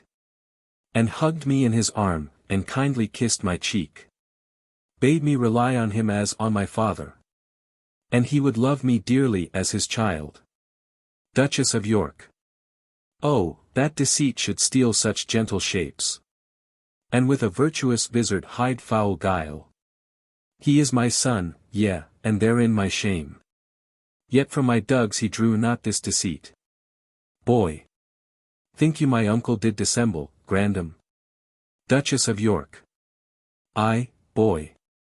Boy. I cannot think it. Hark. What noise is this? Enter Queen Elizabeth, with her hair about her ears. Rivers, and Dorset after her. Queen Elizabeth. Oh, who shall hinder me to wail and weep? To chide my fortune, and torment myself? I'll join with black despair against my soul. And to myself become an enemy. Duchess of York. What means this scene of rude impatience? Queen Elizabeth. To make an act of tragic violence. Edward, my lord, your son, our king, is dead. Why grow the branches now the root is withered? Why wither not the leaves the sap being gone? If you will live, lament, if die, be brief. That our swift-winged souls may catch the king's. Or, like obedient subjects, follow him. To his new kingdom of perpetual rest. Duchess of York. Ah, so much interest have I in thy sorrow. As I had title in thy noble husband. I have bewept a worthy husband's death. And lived by looking on his images. But now 2 mirrors of his princely semblance are cracked in pieces by malignant death. And I for comfort have but one false glass, which grieves me when I see my shame in him. Thou art a widow, yet thou art a mother. And hast the comfort of thy children left thee. But death hath snatched my husband from mine arms. And plucked 2 crutches from my feeble limbs. Edward and Clarence. Oh, what cause have I? Thine being but a moiety of my grief. To overgo thy plaints and drown thy cries. Boy. Good aunt, you wept not for our father's death. How can we aid you with our kindred tears? Girl. Our fatherless distress was left unmoaned.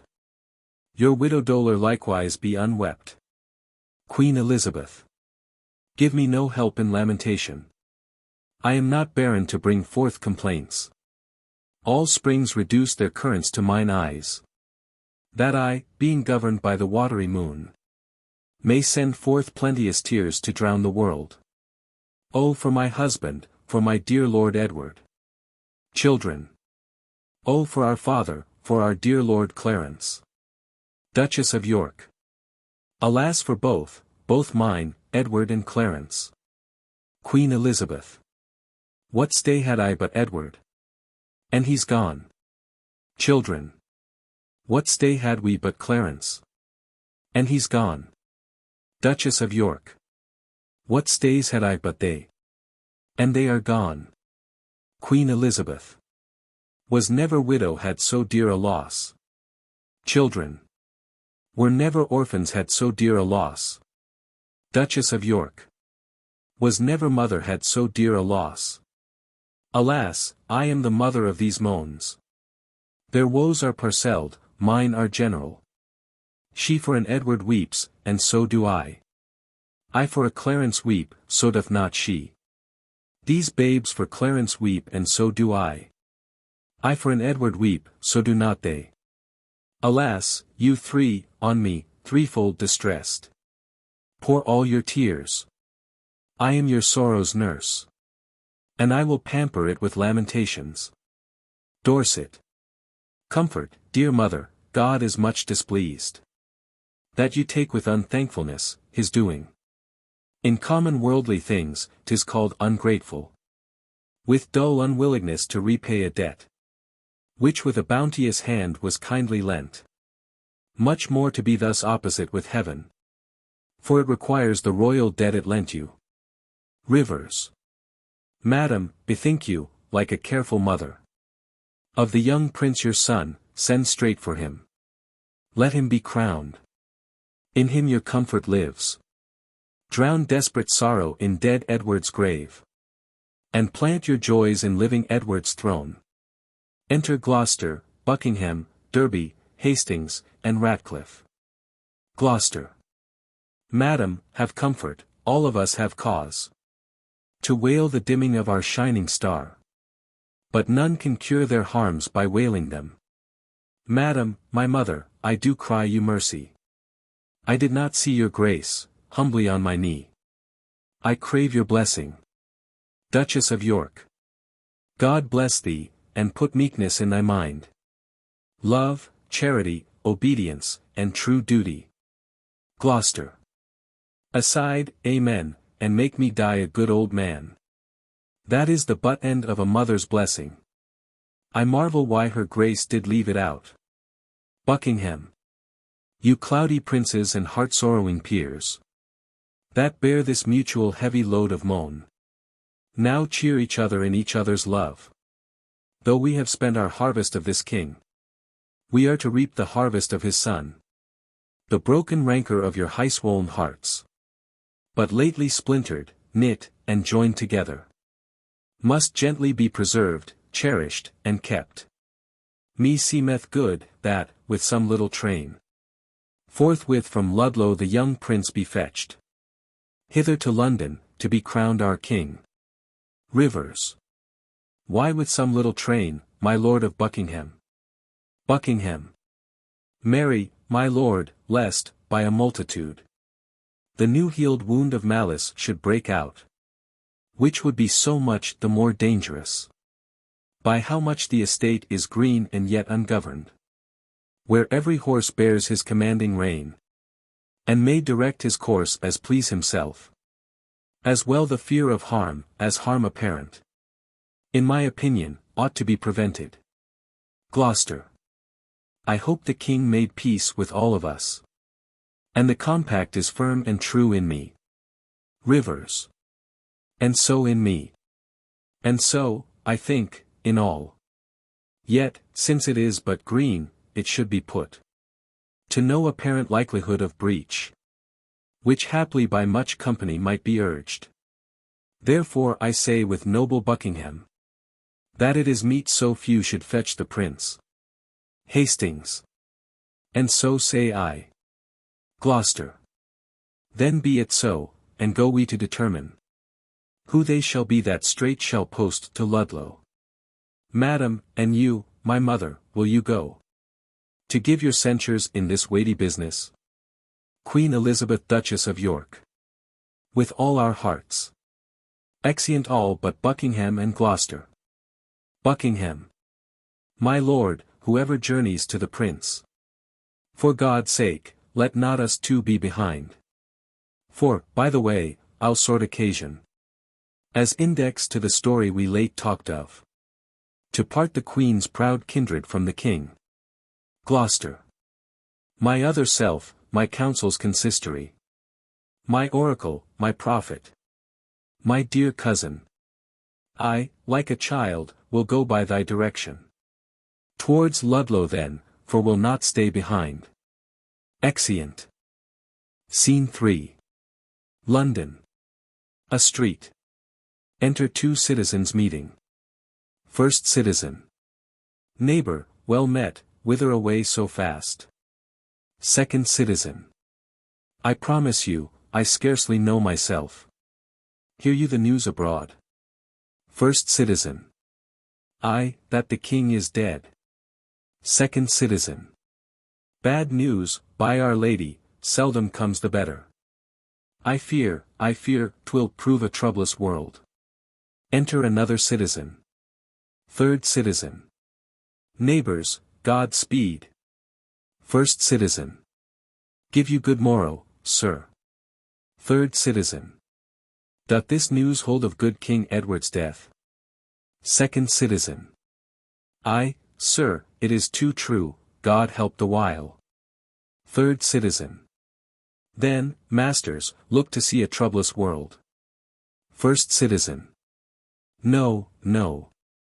By God's good grace his son shall reign. Third citizen. Woe to the land that's governed by a child.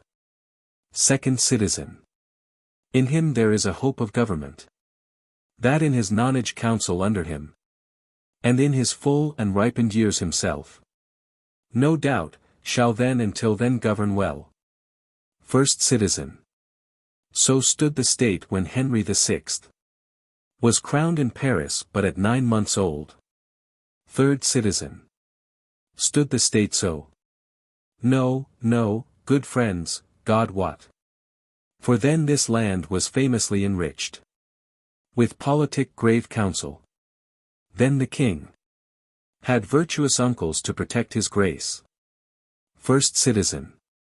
Why, so hath this, both by the father and mother. Third citizen. Better it were they all came by the father. Or by the father there were none at all. For emulation now, who shall be nearest? Will touch us all too near, if God prevent not. Oh, full of danger is the Duke of Gloucester.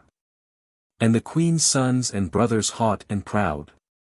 And were they to be ruled, and not to rule, this sickly land might solace as before.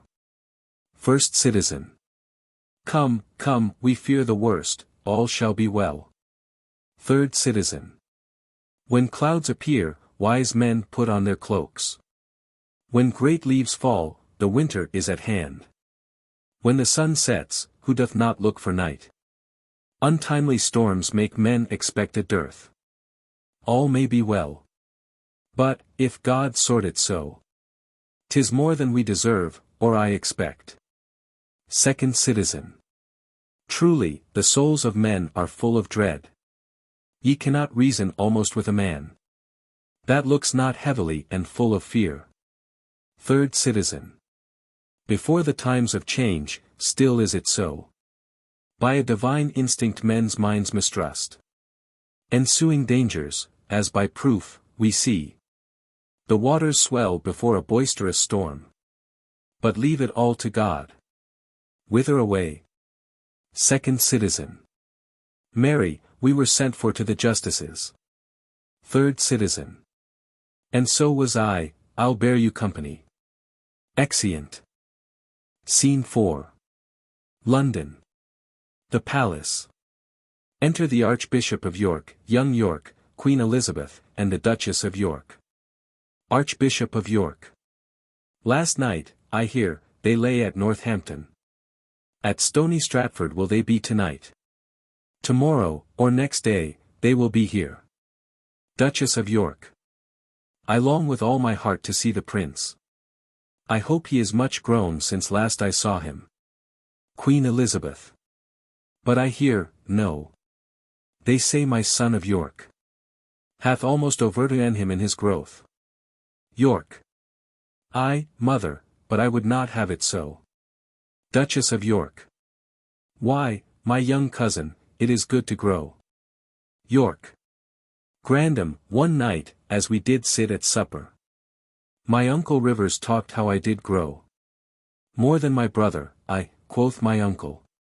Gloucester. Small herbs have grace, great weeds do grow apace. And since, methinks, I would not grow so fast. Because sweet flowers are slow and weeds make haste. Duchess of York. Good faith, the saying did not hold. In him that did object the same to thee. He was the wretchedst thing when he was young. So long growing and so leisurely. That, if this rule were true, he should be gracious. Archbishop of York. Why, madam, so, no doubt, he is. Duchess of York. I hope he is, but yet let mothers doubt. York. Now, by my troth, if I had been remembered, I could have given my uncle's grace a flout. To touch his growth nearer than he touched mine. Duchess of York. How, my pretty York? I pray thee, let me hear it. York. Mary, they say my uncle grew so fast that he could gnaw a crust at 2 hours old. 'Twas full 2 years ere I could get a tooth. Grandam, this would have been a biting jest. Duchess of York. I pray thee, pretty York, who told thee this? York. Grandam, his nurse. Duchess of York. His nurse. Why, she was dead ere thou wert born. York. If 'twere not she, I cannot tell who told me. Queen Elizabeth. A parlous boy, go to, you are too shrewd. Archbishop of York. Good madam, be not angry with the child. Queen Elizabeth. Pitchers have ears. Enter a messenger. Archbishop of York. Here comes a messenger. What news? Messenger. Such news, my lord, as grieves me to unfold. Queen Elizabeth. How fares the prince? Messenger. Well, madam, and in health.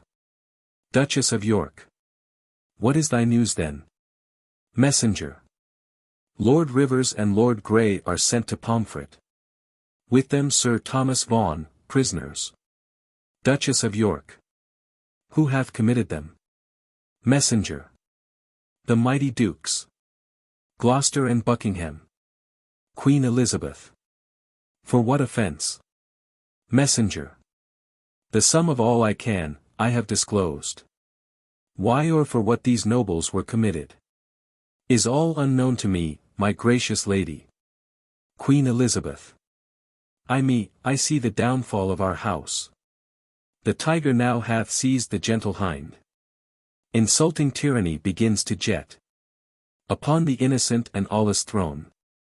Welcome, destruction, death, and massacre. I see, as in a map, the end of all. Duchess of York. Accursed and unquiet wrangling days. How many of you have mine eyes beheld? My husband lost his life to get the crown. And often up and down my sons were tossed. For me to joy and weep their gain and loss. And being seated, and domestic broils. Clean overblown, themselves, the conquerors. Make war upon themselves. Blood against blood. Self against self, oh, preposterous. And frantic outrage, end thy damned spleen. Or let me die, to look on death no more. Queen Elizabeth. Come, come, my boy, we will to sanctuary. Madam, farewell. Duchess of York. I'll go along with you. Queen Elizabeth. You have no cause. Archbishop of York. My gracious lady, go. And thither bear your treasure and your goods. For my part, I'll resign unto your grace. The seal I keep, and so betide to me. As well I tender you and all of yours. Come, I'll conduct you to the sanctuary. Exeunt. Act 3. Scene 1. London. A street. The trumpets sound. Enter the young Prince Edward, Gloucester, Buckingham, Cardinal, Catesby, and others. Buckingham. Welcome, sweet Prince, to London, to your chamber. Gloucester. Welcome, dear cousin, my thoughts sovereign. The weary way hath made you melancholy. Prince Edward. No, uncle, but our crosses on the way have made it tedious, wearisome, and heavy. I want more uncles here to welcome me. Gloucester.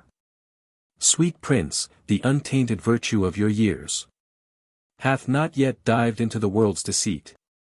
Nor more can you distinguish of a man than of his outward show, which, God he knows, seldom or never jumpeth with the heart.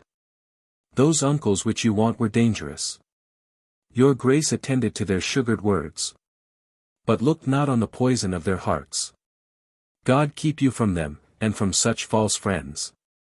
Prince Edward. God keep me from false friends. But they were none. Gloucester. My lord, the Mayor of London comes to greet you. Enter the Lord Mayor and his train. Lord Mayor. God bless your grace with health and happy days. Prince Edward. I thank you, good my lord, and thank you all. I thought my mother, and my brother York, would long ere this have met us on the way. Fie, what a slug is Hastings, that he comes not to tell us whether they will come or no. Enter Hastings. Buckingham. And, in good time, here comes the sweating lord. Prince Edward. Welcome, my lord, what, will our mother come? Hastings. On what occasion, God he knows, not I. The Queen your mother, and your brother York, have taken sanctuary, the tender prince would fain have come with me to meet your grace, but by his mother was perforce withheld. Buckingham. Fie, what an indirect and peevish course is this of hers? Lord Cardinal, will your grace persuade the Queen to send the Duke of York unto his princely brother presently? If she deny, Lord Hastings, go with him, and from her jealous arms pluck him perforce. Cardinal. My Lord of Buckingham, if my weak oratory can from his mother win the Duke of York, anon expect him here. But if she be obdurate to mild entreaties, God in heaven forbid we should infringe the holy privilege of blessed sanctuary. Not for all this land would I be guilty of so deep a sin. Buckingham. You are too senseless obstinate, my lord. Too ceremonious and traditional. Weigh it but with the grossness of this age. You break not sanctuary in seizing him. The benefit thereof is always granted to those whose dealings have deserved the place, and those who have the wit to claim the place. This prince hath neither claimed it nor deserved it, and therefore, in mine opinion, cannot have it. Then, taking him from thence that is not there, you break no privilege nor charter there. Oft have I heard of sanctuary men, but sanctuary children ne'er till now. Cardinal. My lord, you shall o'errule my mind for once. Come on, Lord Hastings, will you go with me? Hastings. I go, my lord. Prince Edward. Good lords, make all the speedy haste you may. Exeunt Cardinal and Hastings. Say, Uncle Gloucester, if our brother come, where shall we sojourn till our coronation? Gloucester. Where it seems best unto your royal self. If I may counsel you, some day or two, your highness shall repose you at the Tower. Then where you please, and shall be thought most fit for your best health and recreation. Prince Edward. I do not like the Tower, of any place. Did Julius Caesar build that place, my lord? Buckingham. He did, my gracious lord, begin that place, which, since, succeeding ages have re-edified. Prince Edward. Is it upon record, or else reported? Successively from age to age, he built it. Buckingham. Upon record, my gracious lord. Prince Edward. But say, my lord, it were not registered. Methinks the truth should live from age to age, as 'twere retailed to all posterity, even to the general all-ending day. Gloucester. Aside, so wise so young, they say, do never live long. Prince Edward. What say you, uncle? Gloucester. I say, without characters, fame lives long. Aside. Thus, like the formal vice, iniquity, I moralize two meanings in one word. Prince Edward. That Julius Caesar was a famous man. With what his valor did enrich his wit. His wit set down to make his valor live. Death makes no conquest of this conqueror. For now he lives in fame, though not in life. I'll tell you what, my cousin Buckingham. Buckingham. What, my gracious lord? Prince Edward. And if I live until I be a man, I'll win our ancient right in France again. Or die a soldier, as I lived a king. Gloucester. Aside, short summers lightly have a forward spring. Enter young York, Hastings, and the Cardinal. Buckingham. Now, in good time, here comes the Duke of York. Prince Edward. Richard of York. How fares our loving brother? York. Well, my dread lord, so must I call you now. Prince Edward. Ay, brother, to our grief, as it is yours. Too late he died that might have kept that title, which by his death hath lost much majesty. Gloucester. How fares our cousin, noble Lord of York? York. I thank you, gentle uncle. Oh, my lord. You said that idle weeds are fast in growth. The prince my brother hath outgrown me far. Gloucester. He hath, my lord. York. And therefore is he idle? Gloucester. Oh, my fair cousin, I must not say so. York. Then is he more beholding to you than I. Gloucester. He may command me as my sovereign. But you have power in me as in a kinsman. York. I pray you, uncle, give me this dagger. Gloucester. My dagger, little cousin. With all my heart. Prince Edward. A beggar, brother. York. Of my kind uncle, that I know will give. And being but a toy, which is no grief to give. Gloucester. A greater gift than that I'll give my cousin. York. A greater gift. Oh, that's the sword to it. Gloucester. A gentle cousin, were it light enough. York.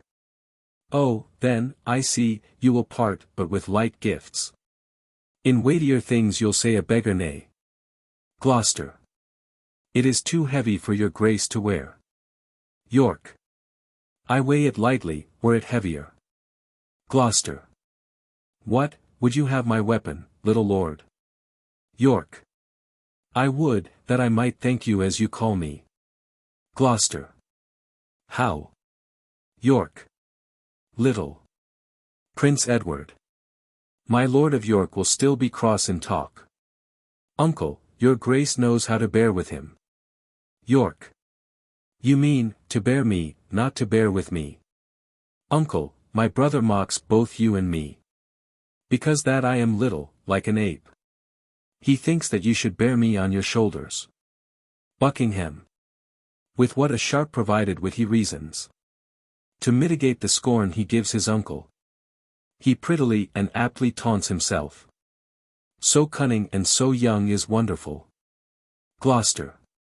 My lord, wilt please you pass along? Myself and my good cousin Buckingham. Will to your mother, to entreat of her. To meet you at the Tower and welcome you. York. What, will you go unto the Tower, my lord? Prince Edward. My Lord Protector needs will have it so. York. I shall not sleep in quiet at the Tower. Gloucester. Why, what should you fear? York. Mary, my uncle Clarence angry ghost. My grandam told me he was murdered there. Prince Edward. I fear no uncles dead. Gloucester. Nor none that live, I hope. Prince Edward. And if they live, I hope I need not fear. But come, my lord, and with a heavy heart. Thinking on them, go I unto the Tower. A Senate. Exeunt all but Gloucester, Buckingham and Catesby. Buckingham. Think you, my lord, this little prating York was not incensed by his subtle mother to taunt and scorn you thus opprobriously? Gloucester. No doubt, oh, 'tis a parlous boy. Bold, quick, ingenious, forward, capable. He is all the mother's, from the top to toe. Buckingham. Well, let them rest. Come hither, Catesby. Thou art sworn as deeply to effect what we intend as closely to conceal what we impart. Thou know'st our reasons urged upon the way. What think'st thou? Is it not an easy matter to make William Lord Hastings of our mind, for the instalment of this noble Duke, in the seat royal of this famous isle? Catesby. He for his father's sake so loves the prince, that he will not be one to aught against him. Buckingham. What think'st thou, then, of Stanley? What will he? Catesby. He will do all in all as Hastings doth. Buckingham. Well, then, no more but this, go, gentle Catesby. And, as it were far off sound thou Lord Hastings. How doth he stand affected to our purpose? And summon him tomorrow to the Tower, to sit about the coronation. If thou dost find him tractable to us, encourage him, and show him all our reasons. If he be leaden, icy cold, unwilling, be thou so too. And so break off your talk, and give us notice of his inclination. For we tomorrow hold divided councils, wherein thyself shalt highly be employed. Gloucester. Commend me to Lord William, tell him, Catesby, his ancient knot of dangerous adversaries, tomorrow are let blood at Pomfret Castle.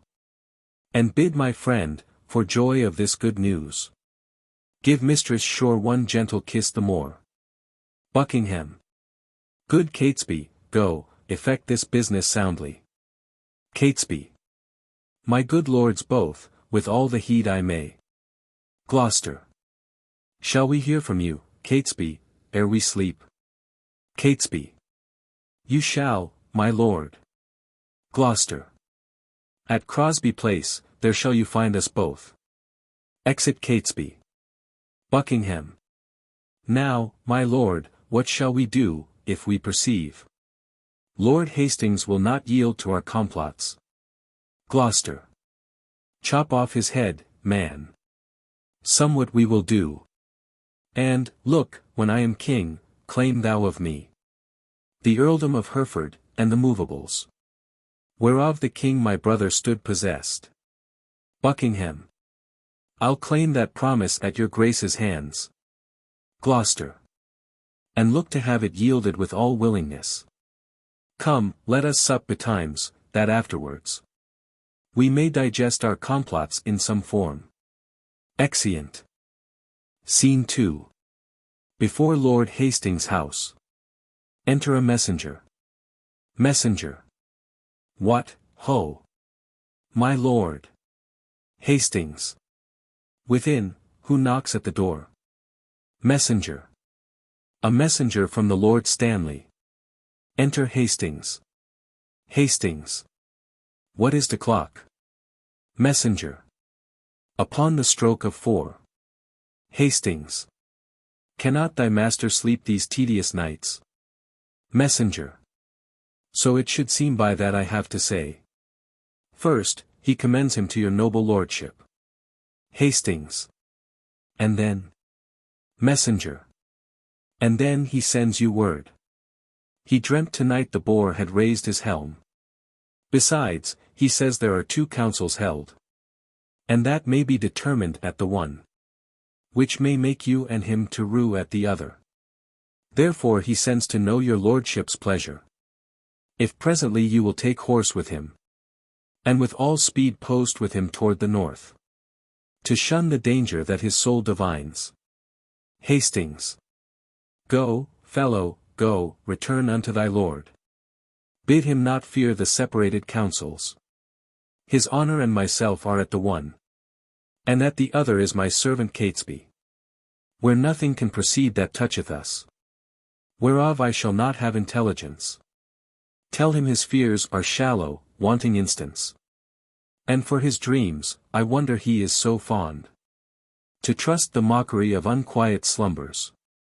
To fly the boar before the boar pursues, were to incense the boar to follow us, and make pursuit where he did mean no chase. Go, bid thy master rise and come to me, and we will both together to the Tower, where, he shall see, the boar will use us kindly. Messenger. My gracious lord, I'll tell him what you say. Exit. Enter Catesby. Catesby. Many good morrows to my noble lord. Hastings. Good morrow, Catesby, you are early stirring. What news, in this our tottering state? Catesby. It is a reeling world, indeed, my lord. And I believe 'twill never stand upright, till Richard wear the garland of the realm. Hastings. How? Wear the garland? Dost thou mean the crown? Catesby. Ay, my good lord. Hastings. I'll have this crown of mine cut from my shoulders, ere I will see the crown so foul misplaced. But canst thou guess that he doth aim at it? Catesby. Ay, on my life. And hopes to find forward upon his party for the gain thereof. And thereupon he sends you this good news, that this same very day your enemies, the kindred of the Queen, must die at Pomfret. Hastings. Indeed, I am no mourner for that news, because they have been still mine enemies. But, that I'll give my voice on Richard's side, to bar my master's heirs in true descent. God knows I will not do it, to the death. Catesby. God keep your lordship in that gracious mind. Hastings. But I shall laugh at this a 12-month hence, that they who brought me in my master's hate, I live to look upon their tragedy. I tell thee, Catesby. Catesby.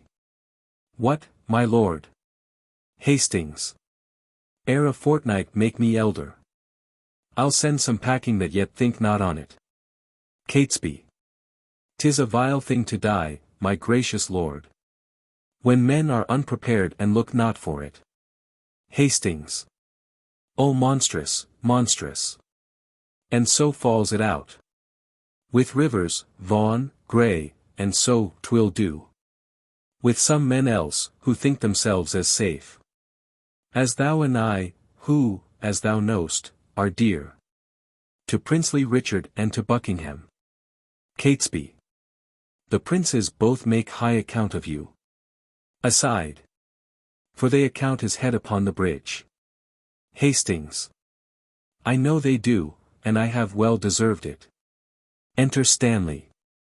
Come on, where is your boar spear, man? Fear you the boar, and go so unprovided? Stanley. My lord, good morrow, Catesby.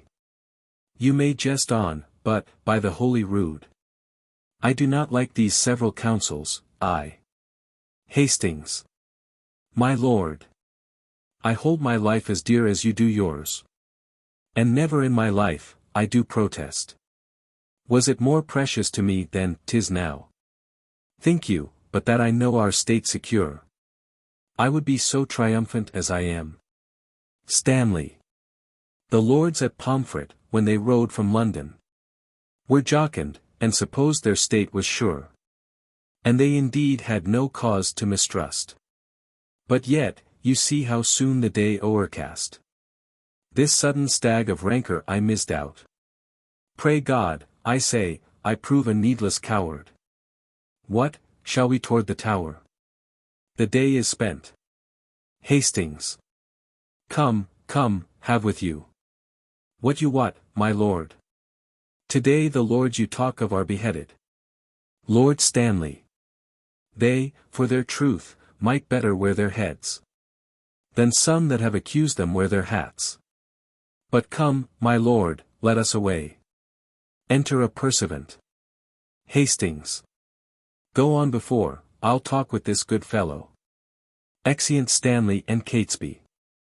How now, sirrah? How goes the world with thee? Pursuivant.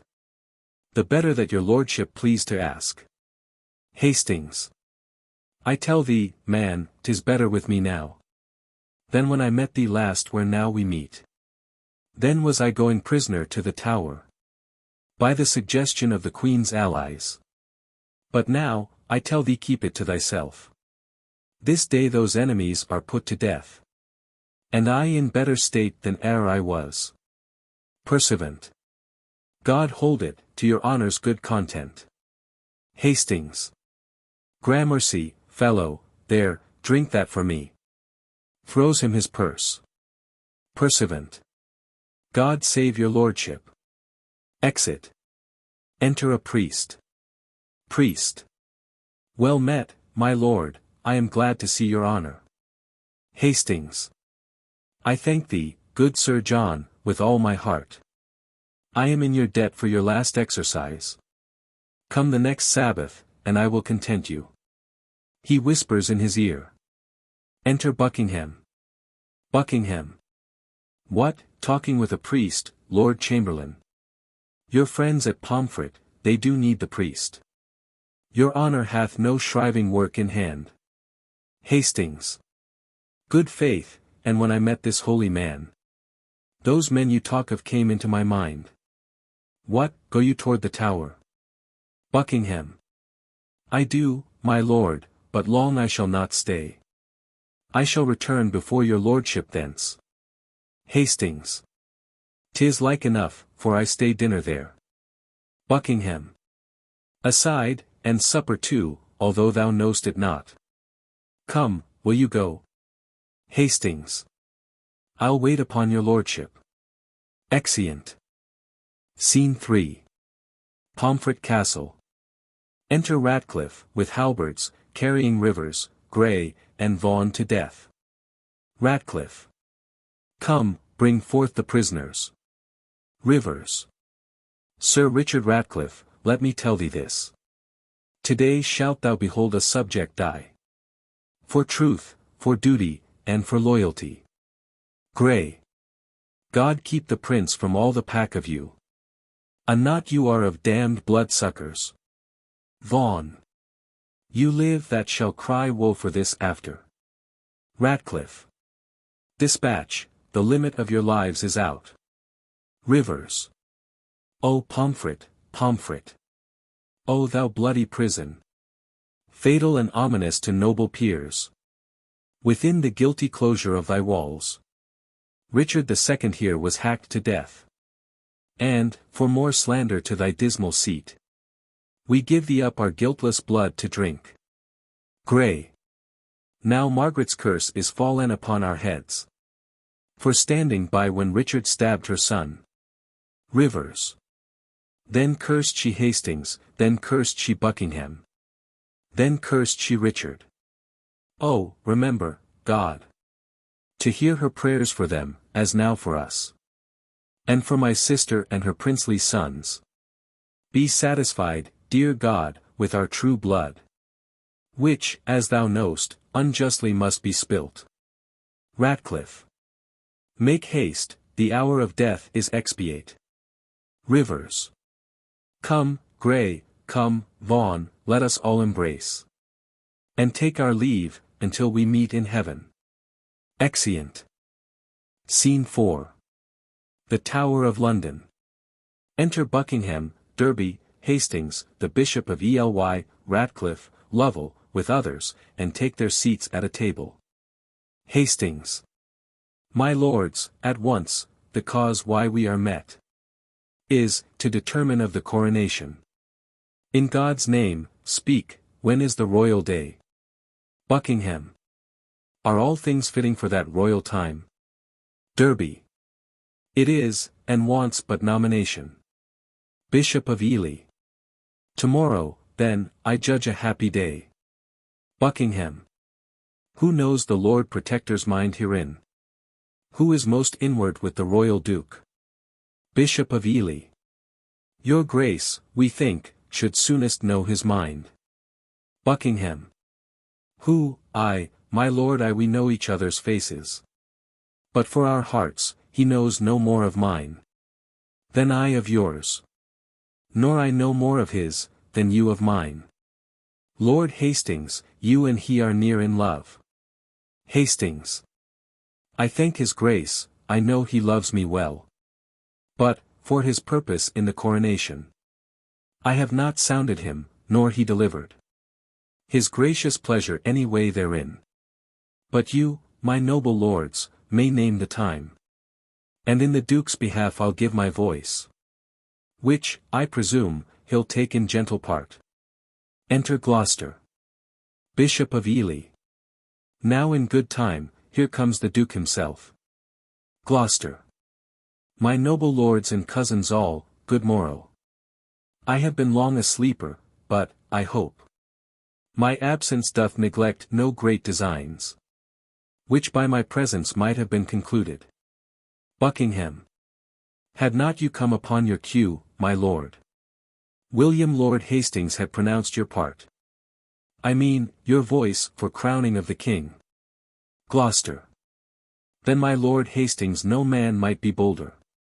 His lordship knows me well, and loves me well. Hastings. I thank your grace. Gloucester. My Lord of Ely. Bishop of Ely. My lord. Gloucester. When I was last in Holborn, I saw good strawberries in your garden there. I do beseech you send for some of them. Bishop of Ely. Marry, and will, my lord, with all my heart. Exit. Gloucester. Cousin of Buckingham, a word with you. Drawing him aside. Catesby hath sounded Hastings in our business, and finds the testy gentleman so hot, as he will lose his head ere give consent. His master's son, as worshipful as he terms it, shall lose the royalty of England's throne. Buckingham. Withdraw you hence, my lord, I'll follow you. Exit Gloucester, Buckingham following. Derby. We have not yet set down this day of triumph. Tomorrow, in mine opinion, is too sudden. For I myself am not so well provided as else I would be, were the day prolonged. Re-enter Bishop of Ely. Bishop of Ely. Where is my Lord Protector? I have sent for these strawberries. Hastings. His Grace looks cheerfully and smooth today. There's some conceit or other likes him well, when he doth bid good morrow with such a spirit.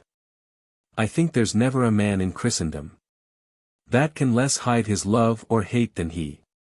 For by his face straight shall you know his heart. Derby. What of his heart perceive you in his face? By any likelihood he showed today. Hastings. Marry, that with no man here he is offended. For, were he had shown it in his looks. Derby.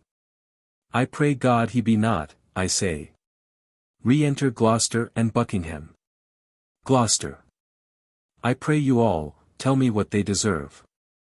That do conspire my death with devilish plots of damned witchcraft, and that have prevailed upon my body with their hellish charms. Hastings.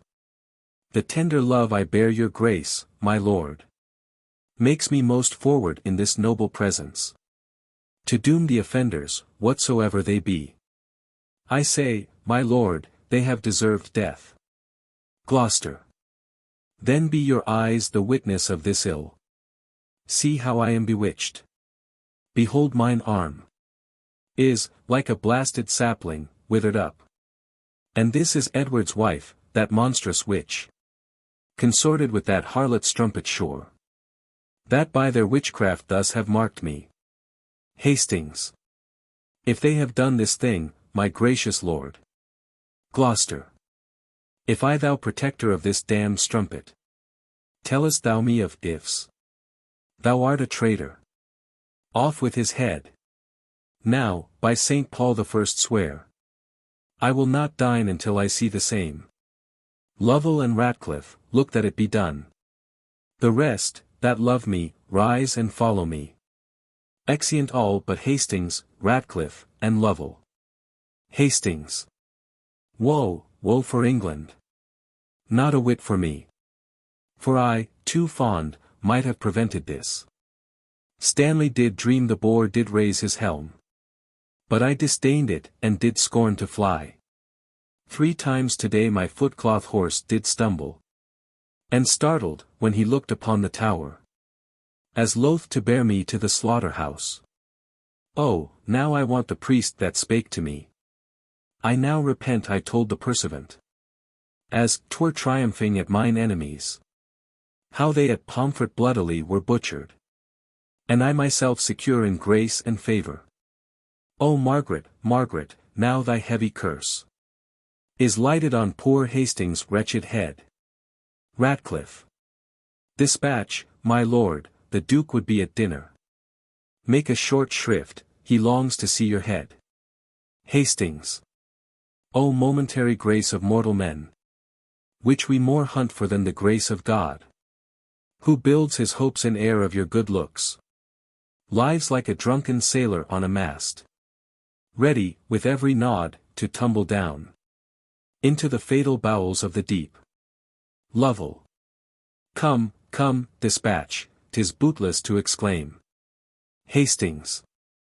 O bloody Richard! Miserable England!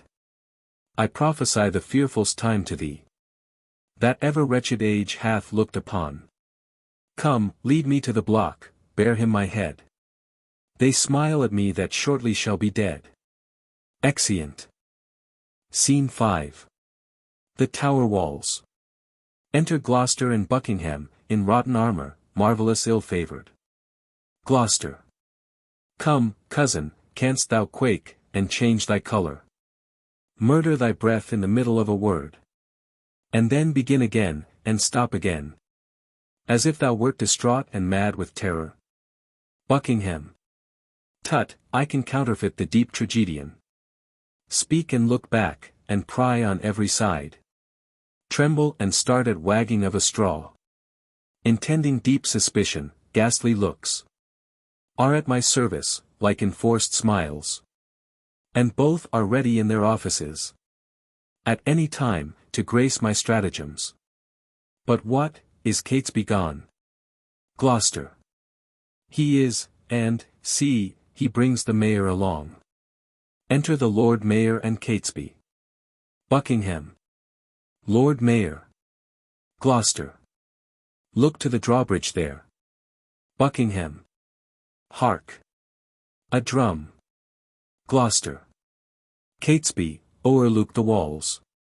Buckingham. Lord Mayor, the reason we have sent. Gloucester. Look back, defend thee, here are enemies. Buckingham. God and our innocency defend and guard us. Gloucester. Be patient, they are friends, Ratcliffe and Lovell. Enter Lovell and Ratcliffe, with Hastings' head. Lovell. Here is the head of that ignoble traitor, the dangerous and unsuspected Hastings. Gloucester. So dear I loved the man, that I must weep. I took him for the plainest harmless creature that breathed upon this earth a Christian. Made him my book wherein my soul recorded the history of all her secret thoughts. So smooth he daubed his vice with show of virtue, that, his apparent open guilt omitted. I mean, his conversation with Shore's wife. He lived from all attainder of suspect. Buckingham. Well, well, he was the covert's sheltered traitor that ever lived. Would you imagine, or almost believe, were't not that, by great preservation, we live to tell it you, the subtle traitor this day had plotted, in the council house, to murder me and my good Lord of Gloucester. Lord Mayor. What, had he so? Gloucester. What, think you we are Turks or infidels? Or that we would, against the form of law, proceed thus rashly to the villain's death? But that the extreme peril of the case, the peace of England and our person's safety, enforced us to this execution. Lord Mayor. Now, fair befall you. He deserved his death. And you my good lords, both have well proceeded to warn false traitors from the like attempts. I never looked for better at his hands, after he once fell in with Mistress Shore. Gloucester. Yet had not we determined he should die, until your lordship came to see his death, which now the loving haste of these our friends, somewhat against our meaning, have prevented. Because, my lord, we would have had you heard. The traitor speak, and timorously confess the manner and the purpose of his treason. That you might well have signified the same unto the citizens, who haply may misconstrue us in him and wail his death. Lord Mayor. But, my good lord, your grace's word shall serve, as well as I had seen and heard him speak. And doubt you not, right noble princes both. But I'll acquaint our duteous citizens with all your just proceedings in this cause. Gloucester. And to that end we wished your lordship here, to avoid the carping censures of the world. Buckingham. But since you come too late of our intents, yet witness what you hear we did intend. And so, my good Lord Mayor, we bid farewell. Exit Lord Mayor. Gloucester. Go, after, cousin Buckingham. The Mayor towards Guildhall hies him in all post. There, at your meet'st advantage of the time, infer the bastardy of Edward's children. Tell them how Edward put to death a citizen, only for saying he would make his son heir to the crown, meaning indeed his house, which, by the sign thereof was termed so. Moreover, urge his hateful luxury and bestial appetite in change of lust, which stretch to their servants, daughters, wives, even where his lustful eye or savage heart, without control, listed to make his prey. Nay, for a need, thus far come near my person. Tell them, when that my mother went with child of that unsatiate Edward, noble York. My princely father then had wars in France, and, by just computation of the time, found that the issue was not his begot, which well appeared in his lineaments, being nothing like the noble Duke my father. But touch this sparingly, as 'twere far off. Because you know, my lord, my mother lives. Buckingham.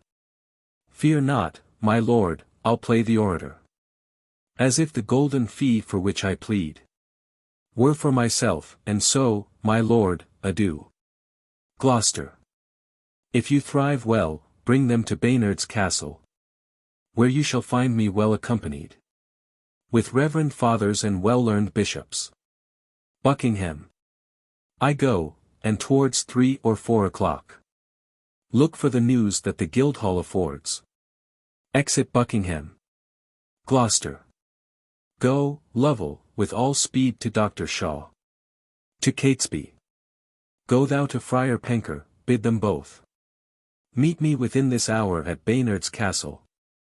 Exeunt all but Gloucester. Now will I in, to take some privy order, to draw the brats of Clarence out of sight, and to give notice, that no manner of person at any time have recourse unto the princes. Exit. Scene 6. The same. Enter a scrivener, with a paper in his hand. Scrivener. This is the indictment of the good Lord Hastings, which in a set hand fairly is engrossed, that it may be this day read over in Paul's. And mark how well the sequel hangs together. 11 hours I spent to write it over. For yesternight by Catesby was it brought me. The precedent was full as long a doing. And yet within these 5 hours lived Lord Hastings, untainted, unexamined, free, at liberty. Here's a good world the while. Why who's so gross that seeth not this palpable device? Yet who's so blind, but says he sees it not? Bad is the world, and all will come to naught, when such bad dealings must be seen in thought. Exit. Scene 7. Baynard's Castle. Enter Gloucester and Buckingham, at several doors. Gloucester. How now, my lord, what say the citizens? Buckingham. Now, by the Holy Mother of our Lord, the citizens are mum and speak not a word. Gloucester. Touched you the bastardy of Edward's children? Buckingham. I did, with his contract with Lady Lucy, and his contract by deputy in France. The insatiate greediness of his desires, And his enforcement of the city wives. His tyranny for trifles, his own bastardy. As being God, your father then in France. His resemblance, being not like the Duke. Withal I did infer your lineaments. Being the right idea of your father. Both in your form and nobleness of mind. Laid open all your victories in Scotland. Your discipline in war, wisdom in peace. Your bounty, virtue, fair humility. Indeed, left nothing fitting for the purpose. Untouched, or slightly handled. In discourse. And when mine oratory grew to an end, I bid them that did love their country's good, cry, God save Richard, England's royal king. Gloucester. Ah! And did they so? Buckingham. No, so God help me, they spake not a word. But, like dumb statues or breathing stones, gazed each on other, and looked deadly pale. Which when I saw, I reprehended them. And asked the mayor what meant this wilful silence. His answer was, the people were not wont to be spoke to but by the recorder. Then he was urged to tell my tale again. Thus saith the Duke, thus hath the Duke inferred. But nothing spake in warrant from himself. When he had done, some followers of mine own, at the lower end of the hall, hurled up their caps. And some 10 voices cried, God save King Richard. And thus I took the vantage of those few. Thanks, gentle citizens and friends, quoth I. This general applause and loving shout argues your wisdoms and your love to Richard. And even here break off, and came away. Gloucester. What tongueless blocks were they? Would not they speak? Buckingham. No, by my troth, my lord. Gloucester. Will not the mayor then and his brethren come? Buckingham. The mayor is here at hand, intend some fear. Be not you spoke with, but by mighty suit. And look you get a prayer book in your hand. And stand betwixt 2 churchmen, good my lord. For on that ground I'll build a holy descant. And be not easily won to our request. Play the maid's part, still answer nay, and take it. Gloucester. I go. And if you plead as well for them, as I can say nay to thee for myself, no doubt well bring it to a happy issue. Buckingham. Go, go, up to the leads, the Lord Mayor knocks. Exit Gloucester. Enter the Lord Mayor and citizens. Welcome my lord. I dance attendance here. I think the Duke will not be spoke withal. Enter Catesby. Here comes his servant, how now, Catesby? What says he? Catesby. My lord, he doth entreat your grace to visit him tomorrow or next day. He is within, with 2 right reverend fathers, divinely bent to meditation. And no worldly suit would he be moved to draw him from his holy exercise. Buckingham. Return, good Catesby, to thy lord again. Tell him, myself, the mayor and citizens, in deep designs and matters of great moment, no less importing than our general good, are come to have some conference with his grace. Catesby. I'll tell him what you say, my lord. Exit. Buckingham. Ah, ha, my lord, this prince is not an Edward.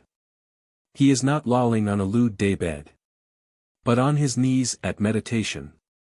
Not dallying with a brace of courtesans, but meditating with 2 deep divines. Not sleeping, to engross his idle body, but praying, to enrich his watchful soul. Happy were England, would this gracious prince take on himself the sovereignty thereof. But, sure, I fear, we shall ne'er win him to it. Lord Mayor. Marry, God forbid his grace should say us nay. Buckingham. I fear he will. Re-enter Catesby. How now, Catesby, what says your lord? Catesby. My lord. He wonders to what end you have assembled. such troops of citizens to speak with him. His grace not being warned thereof before. My lord, he fears you mean no good to him. Buckingham. Sorry I am my noble cousin should suspect me, that I mean no good to him. By heaven, I come in perfect love to him. And so once more return and tell his grace. Exit Catesby. When holy and devout religious men are at their beads, 'tis hard to draw them thence. So sweet is zealous contemplation. Enter Gloucester aloft, between two bishops. Catesby returns. Lord Mayor. See, where he stands between two clergymen. Buckingham. Two props of virtue for a Christian prince. To stay him from the fall of vanity. And, see, a book of prayer in his hand. True ornaments to know a holy man. Famous Plantagenet, most gracious prince. Lend favorable ears to our request. And pardon us the interruption of thy devotion and right Christian zeal. Gloucester. My lord, there needs no such apology. I rather do beseech you pardon me, who, earnest in the service of my God, neglect the visitation of my friends. But, leaving this, what is your grace's pleasure? Buckingham. Even that, I hope, which pleaseth God above, and all good men of this ungoverned isle. Gloucester. I do suspect I have done some offence. That seems disgracious in the city's eyes. And that you come to reprehend my ignorance. Buckingham. You have, my lord, would it might please your grace, at our entreaties, to amend that fault. Gloucester. Else wherefore breathe I in a Christian land? Buckingham. Then know, it is your fault that you resign the supreme seat, the throne majestical, the sceptred office of your ancestors, your state of fortune and your due of birth, the lineal glory of your royal house, to the corruption of a blemished stock.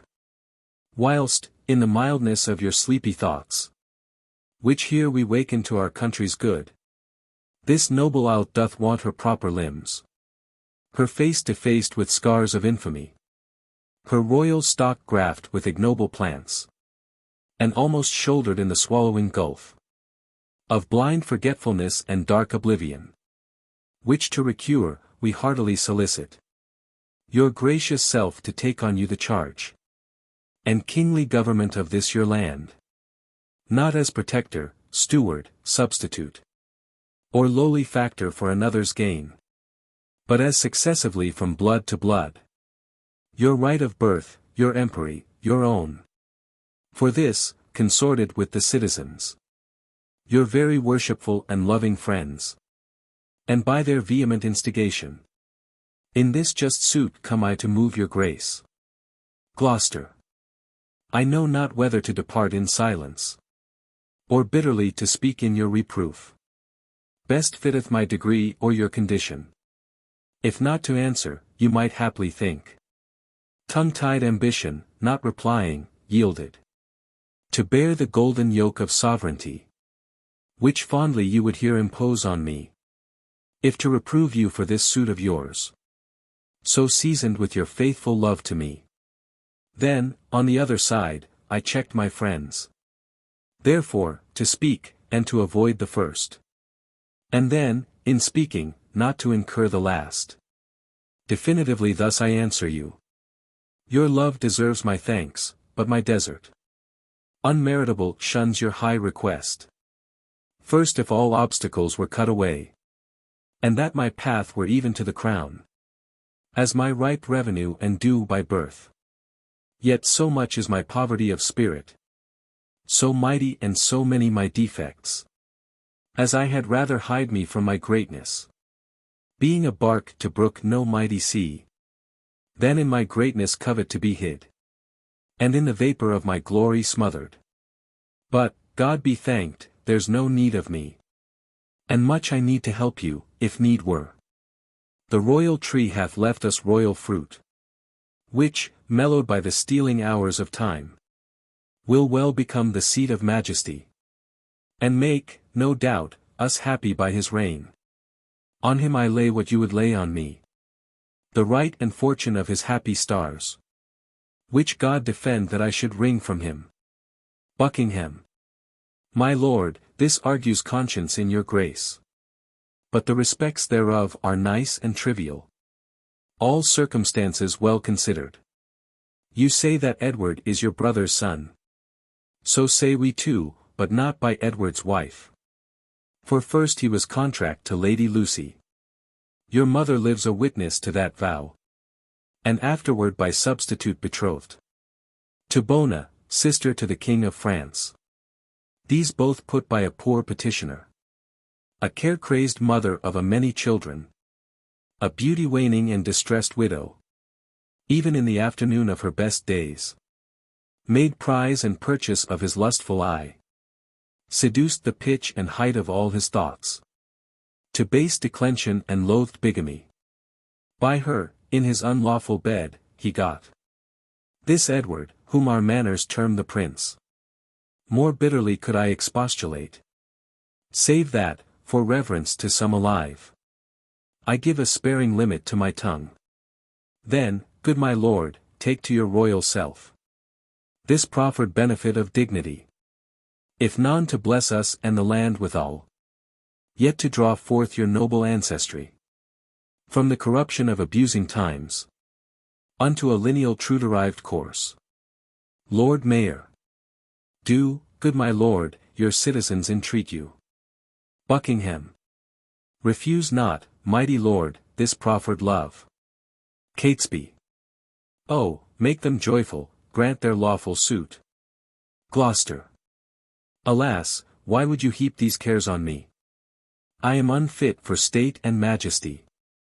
I do beseech you, take it not amiss. I cannot nor I will not yield to you. Buckingham. If you refuse it, as, in love and zeal. Loath to depose the child, your brother's son. As well we know your tenderness of heart. And gentle, kind, effeminate remorse. Which we have noted in you to your kin. And eagerly indeed to all estates. Yet whether you accept our suit or no. Your brother's son shall never reign our king. But we will plant some other in the throne. To the disgrace and downfall of your house. And in this resolution here we leave you. Come, citizens, zounds. I'll entreat no more. Gloucester. Oh, do not swear, my lord of Buckingham. Exit Buckingham with the citizens. Catesby. Call them again, my lord, and accept their suit. Another.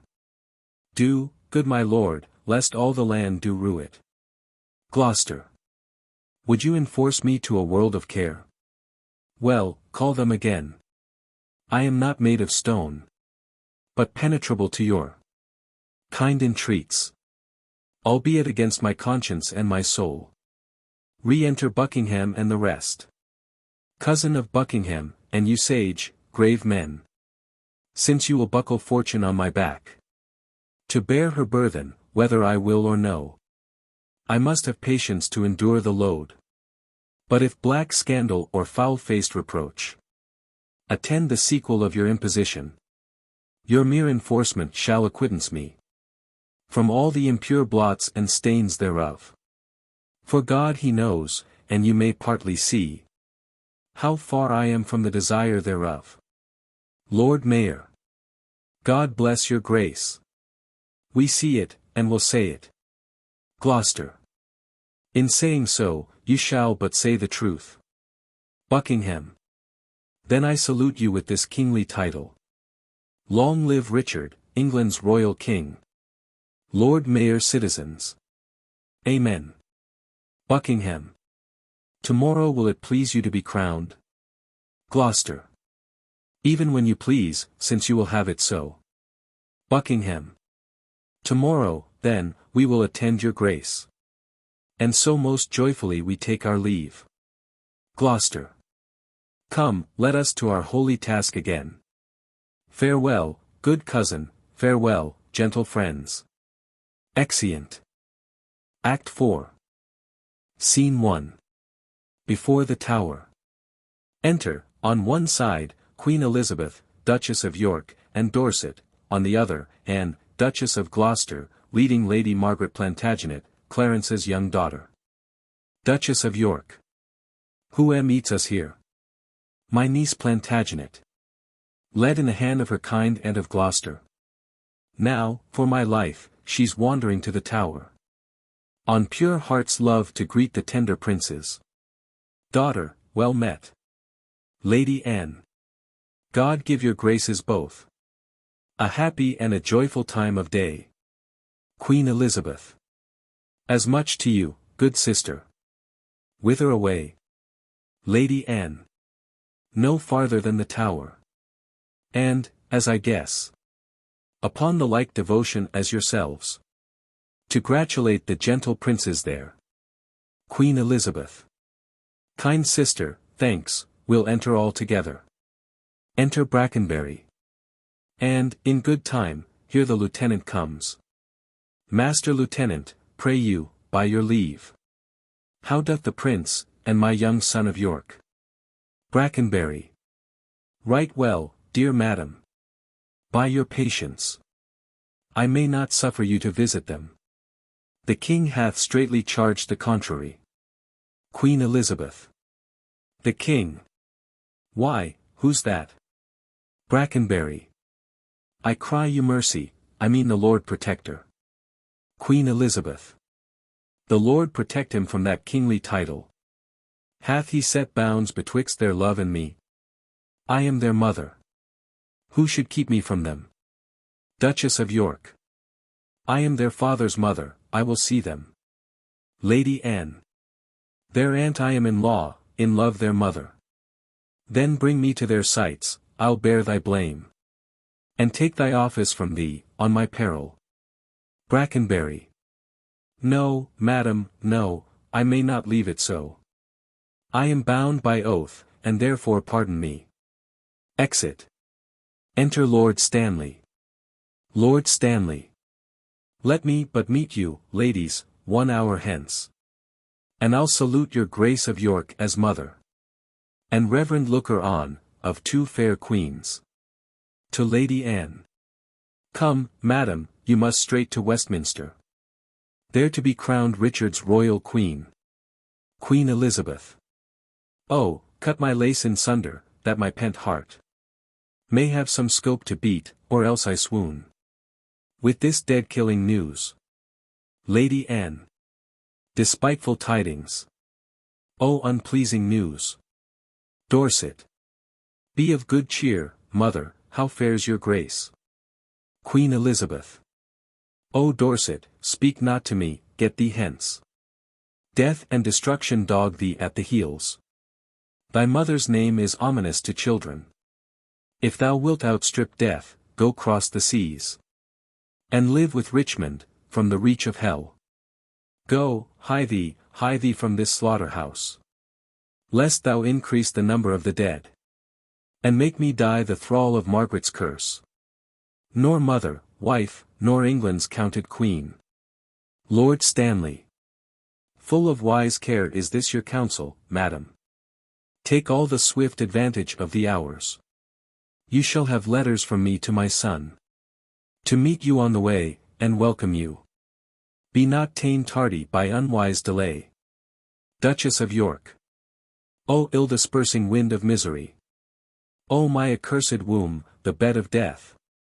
A cockatrice hast thou hatched to the world. Whose unavoided eye is murderous. Lord Stanley. Come, madam, come, I in all haste was sent. Lady Anne.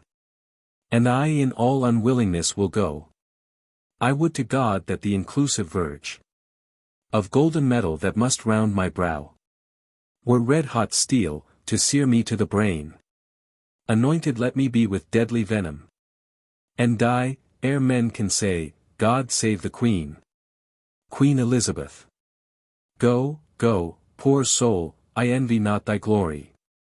To feed my humor, wish thyself no harm. Lady Anne. No. Why? When he that is my husband now came to me, as I followed Henry's course. When scarce the blood was well washed from his hands, which issued from my other angel husband, and that dead saint which then I weeping followed. Oh, when, I say, I looked on Richard's face, this was my wish, be thou, quoth I, accursed, for making me, so young, so old a widow. And, when thou wedd'st, let sorrow haunt thy bed, and be thy wife if any be so mad, as miserable by the life of thee, as thou hast made me by my dear Lord's death. Lo, ere I can repeat this curse again, even in so short a space, my woman's heart grossly grew captive to his honey words, and proved the subject of my own soul's curse, which ever since hath kept my eyes from rest. For never yet 1 hour in his bed have I enjoyed the golden dew of sleep, but have been waked by his timorous dreams. Besides, he hates me for my father Warwick, and will, no doubt, shortly be rid of me. Queen Elizabeth. Poor heart, adieu. I pity thy complaining. Lady Anne. No more than from my soul I mourn for yours. Queen Elizabeth. Farewell, thou woeful welcomer of glory. Lady Anne. Adieu, poor soul, that takest thy leave of it. Duchess of York. To Dorset. Go thou to Richmond, and good fortune guide thee. To Lady Anne. Go thou to Richard, and good angels guard thee. To Queen Elizabeth. Go thou to sanctuary, and good thoughts possess thee. I to my grave, where peace and rest lie with me. 80 odd years of sorrow have I seen, and each hour's joy wrecked with a week of teen. Queen Elizabeth. Stay, yet look back with me unto the Tower. Pity, you ancient stones, those tender babes, whom envy hath immured within your walls. Rough cradle for such little pretty ones. Rude ragged nurse, old sullen playfellow. For tender princes, use my babies well. So foolish sorrow bids your stones farewell. Exeunt. Scene 2. London. The Palace. Senate. Enter King Richard III, in pomp, crowned, Buckingham, Catesby, a page, and others. King Richard III. Stand all apart, cousin of Buckingham. Buckingham. My gracious sovereign. King Richard III. Give me thy hand. Here he ascendeth his throne. Thus high, by thy advice and thy assistance, is King Richard seated. But shall we wear these honors for a day? Or shall they last, and we rejoice in them? Buckingham. Still live they, and for ever may they last. King Richard III. O Buckingham, now do I play the touch, to try if thou be current gold indeed. Young Edward lives, think now what I would say. Buckingham. Say on, my loving lord. King Richard III. Why, Buckingham, I say, I would be king. Buckingham. Why, so you are, my thrice renowned liege. King Richard III. Ha! Am I king? 'Tis so, but Edward lives. Buckingham. True, noble prince. King Richard III.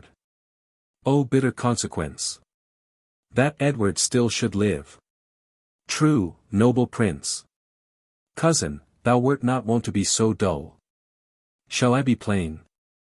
I wish the bastard's dead, and I would have it suddenly performed. What sayest thou? Speak suddenly, be brief. Buckingham. Your grace may do your pleasure. King Richard III. Tut, tut, thou art all ice, thy kindness freezeth. Say, have I thy consent that they shall die? Buckingham. Give me some breath, some little pause, my lord, before I positively herein. I will resolve your grace immediately. Exit. Catesby. Aside to a stander by. The king is angry, see, he bites the lip. King Richard III. I will converse with iron-witted fools. And unrespective boys, none are for me. That look into me with considerate eyes. High-reaching Buckingham grows circumspect. Boy. Page. My lord. King Richard III. Know'st thou not any whom corrupting gold would tempt unto a close exploit of death? Page. My lord, I know a discontented gentleman, whose humble means match not his haughty mind. Gold were as good as 20 orators, and will, no doubt, tempt him to any thing. King Richard III. What is his name? Page. His name, my lord, is Tyrrell. King Richard III. I partly know the man, go, call him hither. Exit page. The deep-revolving witty Buckingham no more shall be the neighbour to my counsel. Hath he so long held out with me untired? And stops he now for breath? Enter Stanley. How now? What news with you? Stanley. My lord, I hear the Marquis Dorset's fled to Richmond, in those parts beyond the sea, where he abides. Stands apart. King Richard III. Catesby. Catesby. My lord. King Richard III. Rumour it abroad, that Anne, my wife, is sick and like to die. I will take order for her keeping close. Inquire me out some mean-born gentleman, whom I will marry straight to Clarence's daughter. The boy is foolish, and I fear not him. Look, how thou dream'st. I say again, give out. That and my wife is sick and like to die. About it. For it stands me much upon to stop all hopes whose growth may damage me. Exit Catesby. I must be married to my brother's daughter, or else my kingdom stands on brittle glass. Murder her brothers, and then marry her. Uncertain way of gain. But I am in so far in blood that sin will pluck on sin. Tear-falling pity dwells not in this eye. Re-enter page, with Tyrrell. Is thy name Tyrrell? Tyrrell. James Tyrrell, and your most obedient subject. King Richard III. Art thou, indeed? Tyrrell. Prove me, my gracious sovereign. King Richard III. Darest thou resolve to kill a friend of mine? Tyrrell. Ay, my lord. But I had rather kill 2 enemies. King Richard III. Why, there thou hast it, 2 deep enemies. Foes to my rest and my sweet sleep's disturbers. Are they that I would have thee deal upon? Tyrrell, I mean those bastards in the Tower. Tyrrell. Let me have open means to come to them, and soon I'll rid you from the fear of them. King Richard III. Thou sing'st sweet music. Hark, come hither, Tyrrell. Go, by this token, rise, and lend thine ear. Whispers. There is no more but so, say it is done. And I will love thee, and prefer thee too. Tyrrell. 'Tis done, my gracious lord. King Richard III. Shall we hear from thee, Tyrrell, ere we sleep? Tyrrell. Ye shall, my lord. Exit. Re-enter Buckingham. Buckingham. My lord, I have considered in my mind the late demand that you did sound me in. King Richard III. Well, let that pass. Dorset is fled to Richmond. Buckingham. I hear that news, my lord. King Richard III. Stanley, he is your wife's son. Well, look to it. Buckingham.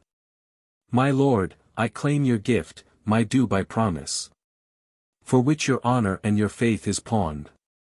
The earldom of Hereford and the movables, the which you promised I should possess. King Richard III. Stanley, look to your wife. If she convey letters to Richmond, you shall answer it. Buckingham. What says your highness to my just demand? King Richard III. As I remember, Henry VI did prophesy that Richmond should be king. When Richmond was a little peevish boy. A king, perhaps. Buckingham. My lord. King Richard III. How chanced the prophet could not at that time have told me, I being by, that I should kill him. Buckingham. My lord, your promise for the earldom. King Richard III. Richmond. When last I was at Exeter, the mayor in courtesy showed me the castle, and called it Rougemont, at which name I started, because a bard of Ireland told me once I should not live long after I saw Richmond. Buckingham. My lord. King Richard III. What's o'clock? Buckingham. I am thus bold to put your grace in mind of what you promised me. King Richard III. Well, but what's o'clock? Buckingham. Upon the stroke of 10. King Richard III. Well, let it strike. Buckingham. Why let it strike? King Richard III. Because that, like a jack, thou keep'st the stroke betwixt thy begging and my meditation. I am not in the giving vein today. Buckingham. Why, then resolve me whether you will or no. King Richard III. Tut. Thou troublest me, am not in the vein. Exeunt all but Buckingham. Buckingham. Is it even so? Rewards he my true service? With such deep contempt made I him king for this? Oh, let me think on Hastings, and be gone to Brecknock, while my fearful head is on. Exit. Scene 3. The same. Enter Tyrrell. Tyrrell. The tyrannous and bloody deed is done. The most arch of piteous massacre that ever yet this land was guilty of. Dighton and Forrest, whom I did suborn to do this ruthless piece of butchery, although they were fleshed villains, bloody dogs, melting with tenderness and kind compassion, wept like two children in their death's sad stories. Lo, thus quoth Dighton, lay those tender babes. Thus, quoth Forrest, girdling one another within their innocent alabaster arms. Their lips were 4 red roses on a stalk, which in their summer beauty kissed each other. A book of prayers on their pillow lay, which once, quoth Forrest, almost changed my mind. But oh! The devil there the villain stopped. Whilst Dighton thus told on, we smothered the most replenished sweet work of nature, that from the prime creation ere she framed. Thus both are gone with conscience and remorse. They could not speak. And so I left them both to bring this tidings to the bloody king. And here he comes. Enter King Richard III. All hail, my sovereign liege. King Richard III. Kind Tyrrell, am I happy in thy news? Tyrrell. If to have done the thing you gave in charge beget your happiness, be happy then. For it is done, my lord. King Richard III. But didst thou see them dead? Tyrrell. I did, my lord. King Richard III. And buried, gentle Tyrrell? Tyrrell. The chaplain of the Tower hath buried them. But how or in what place I do not know. King Richard III. Come to me, Tyrrell, soon at after supper. And thou shalt tell the process of their death. Meantime, but think how I may do thee good, and be inheritor of thy desire. Farewell till soon. Exit Tyrrell. The son of Clarence have I pent up close. His daughter meanly have I matched in marriage. The sons of Edward sleep in Abraham's bosom. And my wife hath bid the world good night. Now, for I know the Breton Richmond aims at young Elizabeth, my brother's daughter. And, by that knot, looks proudly o'er the crown. To her I go, a jolly thriving wooer. Enter Catesby. Catesby. My lord. King Richard III. Good news or bad, that thou comest in so bluntly? Catesby. Bad news, my lord, Ely is fled to Richmond. And Buckingham, backed with the hardy Welshmen, is in the field, and still his power increaseth. King Richard III. Ely with Richmond troubles me more near than Buckingham and his rash levied army. Come, I have heard that fearful commenting is leaden servitor to dull delay. Delay leads impotent and snail-paced beggary. Then fiery expedition be my wing, Jove's Mercury, and herald for a king. Come, muster men, my counsel is my shield. We must be brief when traitors brave the field. Exeunt. Scene 4. Before the palace. Enter Queen Margaret. Queen Margaret. So, now prosperity begins to mellow and drop into the rotten mouth of death. Here in these confines slyly have I lurked, to watch the waning of mine adversaries. A dire induction am I witness to, and will to France, hoping the consequence will prove as bitter, black, and tragical. Withdraw thee, wretched Margaret, who comes here? Enter Queen Elizabeth and the Duchess of York. Queen Elizabeth. Ah, my young princes! Ah, my tender babes! My unblown flowers, new appearing sweets! If yet your gentle souls fly in the air, and be not fixed in doom perpetual, hover about me with your airy wings, and hear your mother's lamentation. Queen Margaret. Hover about her. Say, that right for right hath dimmed your infant morn to aged night. Duchess of York. So many miseries have crazed my voice, that my woe-wearied tongue is mute and dumb. Edward Plantagenet, why art thou dead? Queen Margaret. Plantagenet doth quit Plantagenet. Edward for Edward pays a dying debt. Queen Elizabeth. Wilt thou, O God, fly from such gentle lambs, and throw them in the entrails of the wolf? When didst thou sleep when such a deed was done? Queen Margaret. When holy Harry died, and my sweet son. Duchess of York.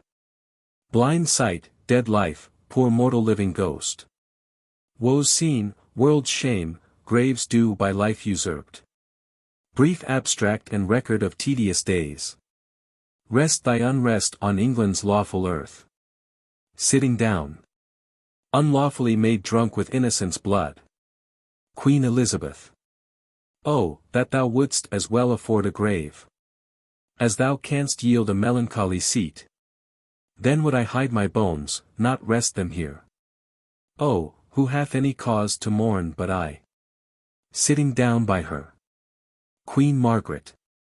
If ancient sorrow be most reverend, give mine the benefit of seniority, and let my woes frown on the upper hand. If sorrow can admit society, sitting down with them, tell o'er your woes again by viewing mine. I had an Edward, till a Richard killed him. I had a Harry, till a Richard killed him. Thou hadst an Edward, till a Richard killed him. Thou hadst a Richard, till a Richard killed him. Duchess of York. I had a Richard too, and thou didst kill him. I had a Rutland too, thou holpst to kill him. Queen Margaret. Thou hadst a Clarence too, and Richard killed him. From forth the kennel of thy womb hath crept a hellhound that doth hunt us all to death. That dog, that had his teeth before his eyes, to worry lambs and lap their gentle blood. That foul defacer of God's handiwork. That excellent grand tyrant of the earth. That reigns in galled eyes of weeping souls. Thy womb let loose, to chase us to our graves. O upright, just, and true disposing God! How do I thank thee, that this carnal cur preys on the issue of his mother's body, and makes her pew-fellow with others moan. Duchess of York. O Harry's wife, triumph not in my woes. God witness with me, I have wept for thine. Queen Margaret. Bear with me, I am hungry for revenge. And now I cloy me with beholding it. Thy Edward he is dead, that stabbed my Edward. Thy other Edward dead, to quit my Edward. Young York he is but boot, because both they match not the high perfection of my loss. Thy Clarence he is dead that killed my Edward. And the beholders of this tragic play, the adulterate Hastings, Rivers, Vaughan, Grey, untimely smothered in their dusky graves. Richard yet lives, hell's black intelligencer. Only reserved their factor, to buy souls. And send them thither, but at hand, ensues his piteous and unpitied end. Earth gapes, hell burns, fiends roar, saints pray to have him suddenly conveyed away. Cancel his bond of life, dear God, I pray, that I may live to say, the dog is dead. Queen Elizabeth. Oh, thou didst prophesy the time would come, that I should wish for thee to help me curse that bottled spider, that foul bunchback toad. Queen Margaret. I called thee then vain flourish of my fortune. I called thee then poor shadow, painted queen. The presentation of but what I was. The flattering index of a direful pageant. One heaved a high, to be hurled down below. A mother only mocked with two sweet babes. A dream of what thou wert, a breath, a bubble. A sign of dignity, a garish flag. To be the aim of every dangerous shot. A queen in jest, only to fill the scene. Where is thy husband now? Where be thy brothers? Where are thy children? Wherein dost thou, joy? Who sues to thee and cries, God save the Queen? Where be the bending peers that flattered thee? Where be the thronging troops that followed thee? Decline all this, and see what now thou art. For happy wife, a most distressed widow. For joyful mother, one that wails the name. For queen, a very caitiff crowned with care. For one being sued to, one that humbly sues. For one that scorned at me, now scorned of me. For one being feared of all, now fearing one. For one commanding all, obeyed of none. Thus hath the course of justice wheeled about. And left thee but a very prey to time. Having no more but thought of what thou wert. To torture thee the more, being what thou art.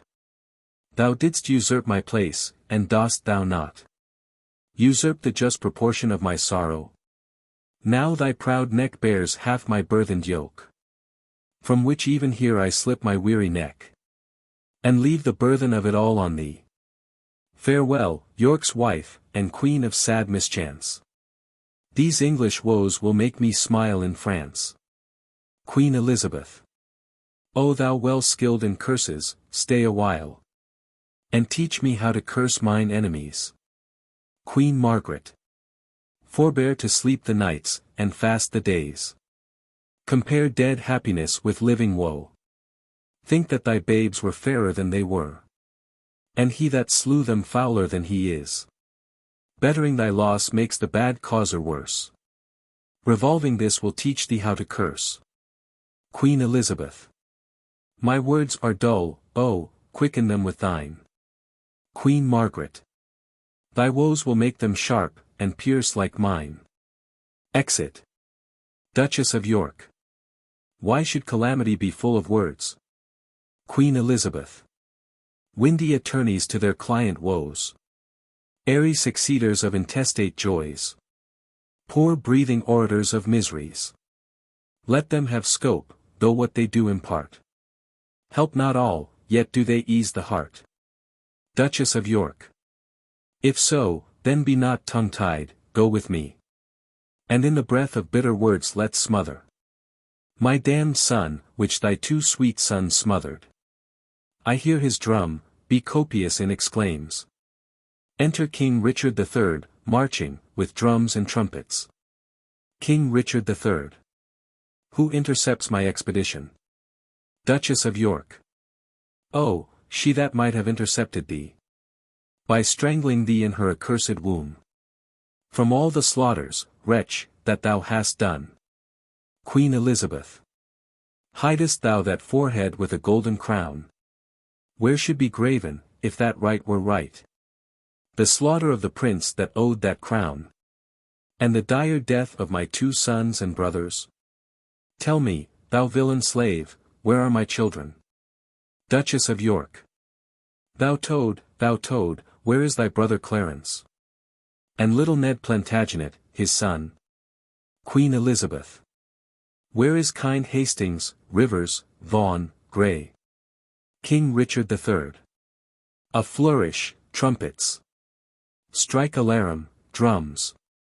Let not the heavens hear these telltale women. Rail on the Lord's anointed, strike, I say. Flourish. Alarums. Either be patient, and entreat me fair, or with the clamorous report of war. Thus will I drown your exclamations. Duchess of York. Art thou my son? King Richard III. I thank God, my father, and yourself. Duchess of York. Then patiently hear my impatience. King Richard III. Madam, I have a touch of your condition, which cannot brook the accent of reproof. Duchess of York. Oh, let me speak. King Richard III. Do then, but I'll not hear. Duchess of York. I will be mild and gentle in my speech. King Richard III. And brief, good mother, for I am in haste. Duchess of York. Art thou so hasty? I have stayed for thee, God knows, in anguish, pain and agony. King Richard III. And came I not at last to comfort you? Duchess of York. No, by the Holy Rood, thou know'st it well. Thou camest on earth to make the earth my hell. A grievous burthen was thy birth to me. Tetchy and wayward was thy infancy. Thy schooldays frightful, desperate, wild, and furious. Thy prime of manhood daring, bold, and venturous. Thy age confirmed, proud, subdued, bloody, treacherous. More mild, but yet more harmful. Kind in hatred. What comfortable hour canst thou name that ever graced me in thy company? King Richard III. Faith, none, but Humphrey hour, that called your grace to breakfast once forth of my company. If I be so disgracious in your sight, let me march on, and not offend your grace. Strike the drum. Duchess of York. I prithee, hear me speak. King Richard III. You speak too bitterly. Duchess of York. Hear me a word, for I shall never speak to thee again. King Richard III. So. Duchess of York.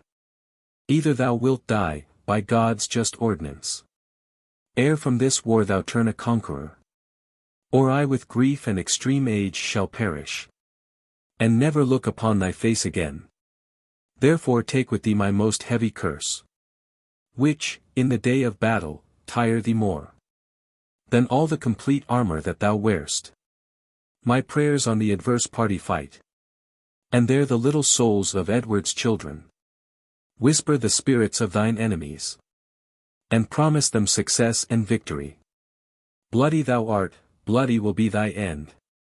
Shame serves thy life and doth thy death attend. Exit. Queen Elizabeth. Though far more cause, yet much less spirit to curse, abides in me, I say amen to all. King Richard III. Stay, madam, I must speak a word with you. Queen Elizabeth. I have no more sons of the royal blood for thee to murder, for my daughters, Richard. They shall be praying nuns, not weeping queens, and therefore level not to hit their lives. King Richard III. You have a daughter called Elizabeth, virtuous and fair, royal and gracious. Queen Elizabeth. And must she die for this? Oh, let her live. And I'll corrupt her manners, stain her beauty, slander myself as false to Edward's bed, throw over her the veil of infamy, so she may live unscarred of bleeding slaughter. I will confess she was not Edward's daughter. King Richard III.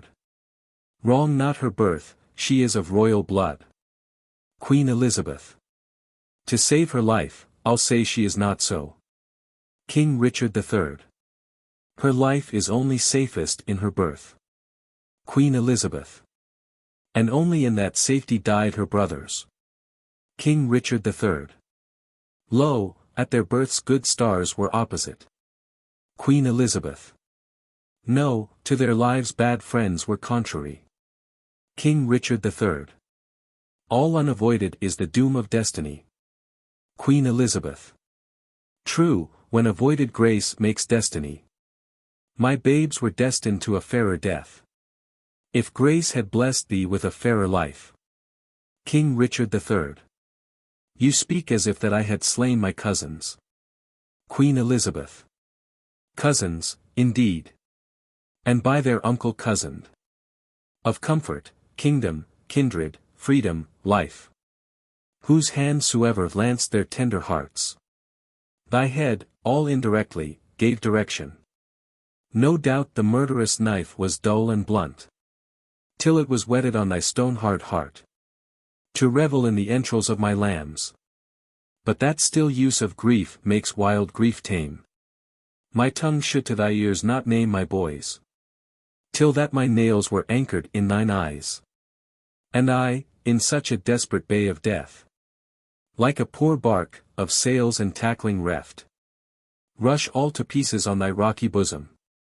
King Richard III. Madam, so thrive I in my enterprise. And dangerous success of bloody wars. As I intend more good to you and yours. Than ever you or yours were by me wronged. Queen Elizabeth. What good is covered with the face of heaven? To be discovered, that can do me good. King Richard III. The advancement of your children, gentle lady. Queen Elizabeth. Up to some scaffold, there to lose their heads. King Richard III. No, to the dignity and height of honor. The high imperial type of this earth's glory. Queen Elizabeth. Flatter my sorrows with report of it. Tell me what state, what dignity, what honor. Canst thou demise to any child of mine? King Richard III. Even all I have, yea, and myself and all. Will I withal endow a child of thine? So in the lethe of thy angry soul. Thou drown the sad remembrance of those wrongs. Which thou supposest I have done to thee. Queen Elizabeth.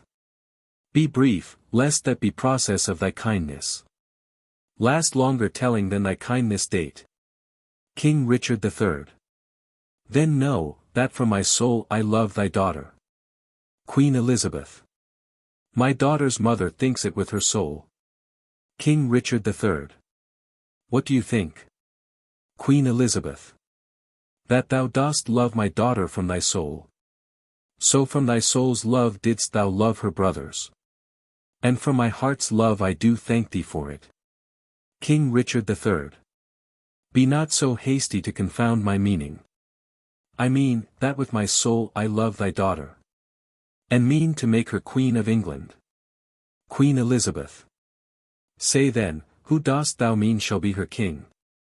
King Richard III. Even he that makes her queen who should be else. Queen Elizabeth. What, thou? King Richard III. I, even I, what think you of it, madam? Queen Elizabeth. How canst thou woo her? King Richard III. That would I learn of you. As one that are best acquainted with her humor. Queen Elizabeth. And wilt thou learn of me? King Richard III. Madam, with all my heart. Queen Elizabeth. Send to her, by the man that slew her brothers. A pair of bleeding hearts, thereon engrave. Edward and York. Then haply she will weep. Therefore present to her as sometime Margaret. Did to thy father, steeped in Rutland's blood. A handkerchief. Which, say to her, did drain.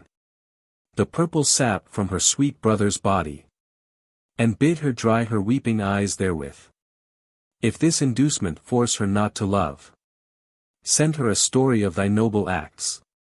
Tell her thou madest away her uncle Clarence, her uncle Rivers, yea, and, for her sake, madest quick conveyance with her good Aunt Anne. King Richard III. Come, come, you mock me, this is not the way to win our daughter. Queen Elizabeth. There is no other way. Unless thou couldst put on some other shape, and not be Richard that hath done all this. King Richard III. Say that I did all this for love of her. Queen Elizabeth. Nay, then indeed she cannot choose but hate thee, having bought love with such a bloody spoil. King Richard III. Look, what is done cannot be now amended. Men shall deal unadvisedly sometimes, which after hours give leisure to repent. If I did take the kingdom from your sons, to make amends, I'll give it to your daughter. If I have killed the issue of your womb, to quicken your increase, I will beget mine issue of your blood upon your daughter. A grandome's name is little less in love than is the doting title of a mother. They are as children but one step below, even of your metal, of your very blood. Of an one pain, save for a night of groans, endured of her, for whom you bid like sorrow. Your children were vexation to your youth, but mine shall be a comfort to your age. The loss you have is but a son being king, and by that loss your daughter is made queen. I cannot make you what amends I would. Therefore accept such kindness as I can. Dorset your son, that with a fearful soul leads discontented steps in foreign soil, this fair alliance quickly shall call home to high promotions and great dignity. The king, that calls your beauteous daughter wife, familiarly shall call thy Dorset brother. Again shall you be mother to a king, and all the ruins of distressful times repaired with double riches of content. What? We have many goodly days to see. The liquid drops of tears that you have shed shall come again, transformed to orient pearl, advantaging their loan with interest of 10 times double gain of happiness.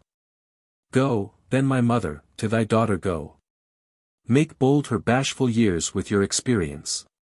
Prepare her ears to hear a wooer's tale. Put in her tender heart the aspiring flame of golden sovereignty. Acquaint the princess with the sweet silent hours of marriage joys.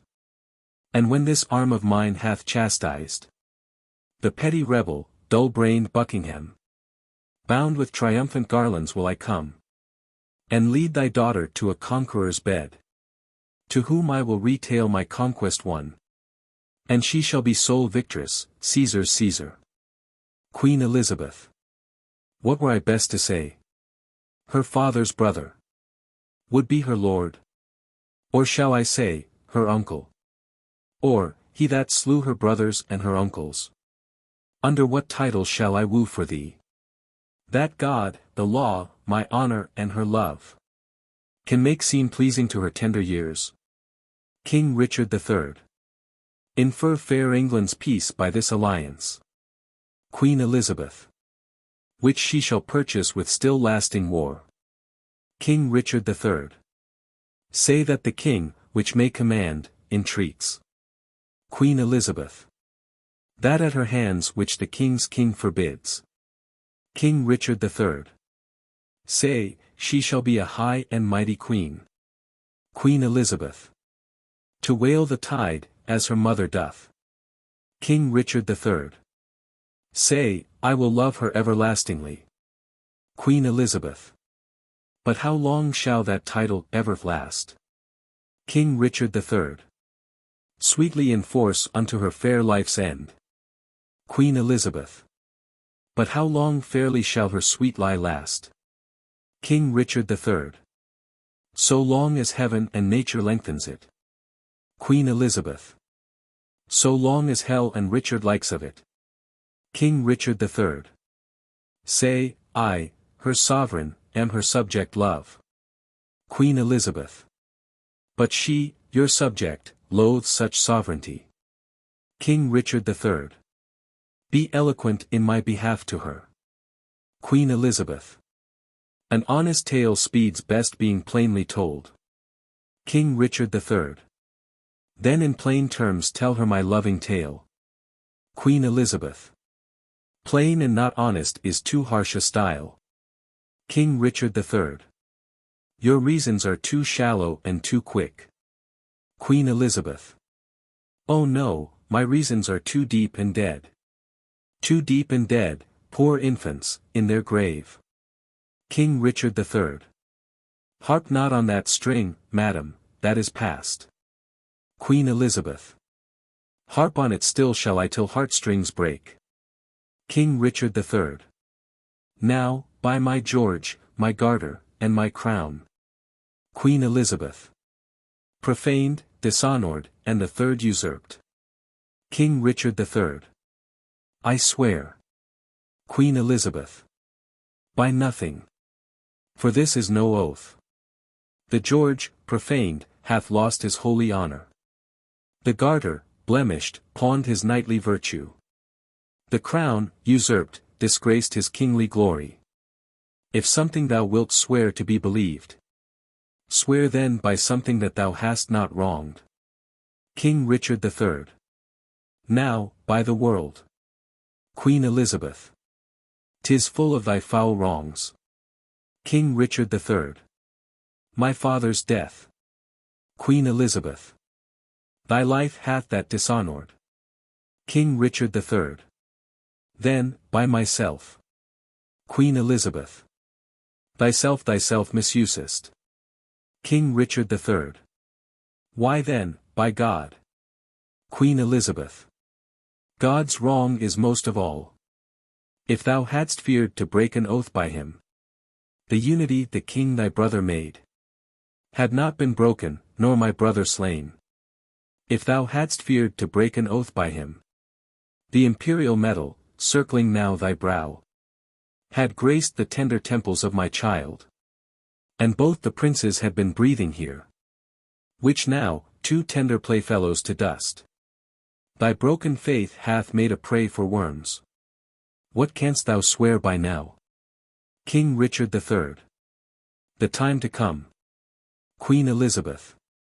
That thou hast wronged in the time o'erpast. For I myself have many tears to wash. Hereafter time, for time past wronged by thee. The children live, whose parents thou hast slaughtered. Ungoverned youth, to wail it in their age. The parents live, whose children thou hast butchered. Old withered plants, to wail it with their age. Swear not by time to come. For that thou hast misused ere used, by time misused o'erpast. King Richard III. As I intend to prosper and repent, so thrive I in my dangerous attempt of hostile arms. Myself confound. Heaven and fortune bar me happy hours. Day, yield me not thy light, nor, night, thy rest. Be opposite all planets of good luck to my proceedings, if, with pure heart's love, immaculate devotion, holy thoughts, I tender not thy beauteous princely daughter. In her consists my happiness and thine. Without her, follows to this land and me. To thee, herself, and many a Christian soul. Death, desolation, ruin and decay. It cannot be avoided but by this. It will not be avoided but by this. Therefore, good mother, I must can you so be the attorney of my love to her. Plead what I will be, not what I have been. Not my deserts, but what I will deserve. Urge the necessity and state of times. And be not peevish fond in great designs. Queen Elizabeth. Shall I be tempted of the devil thus? King Richard III.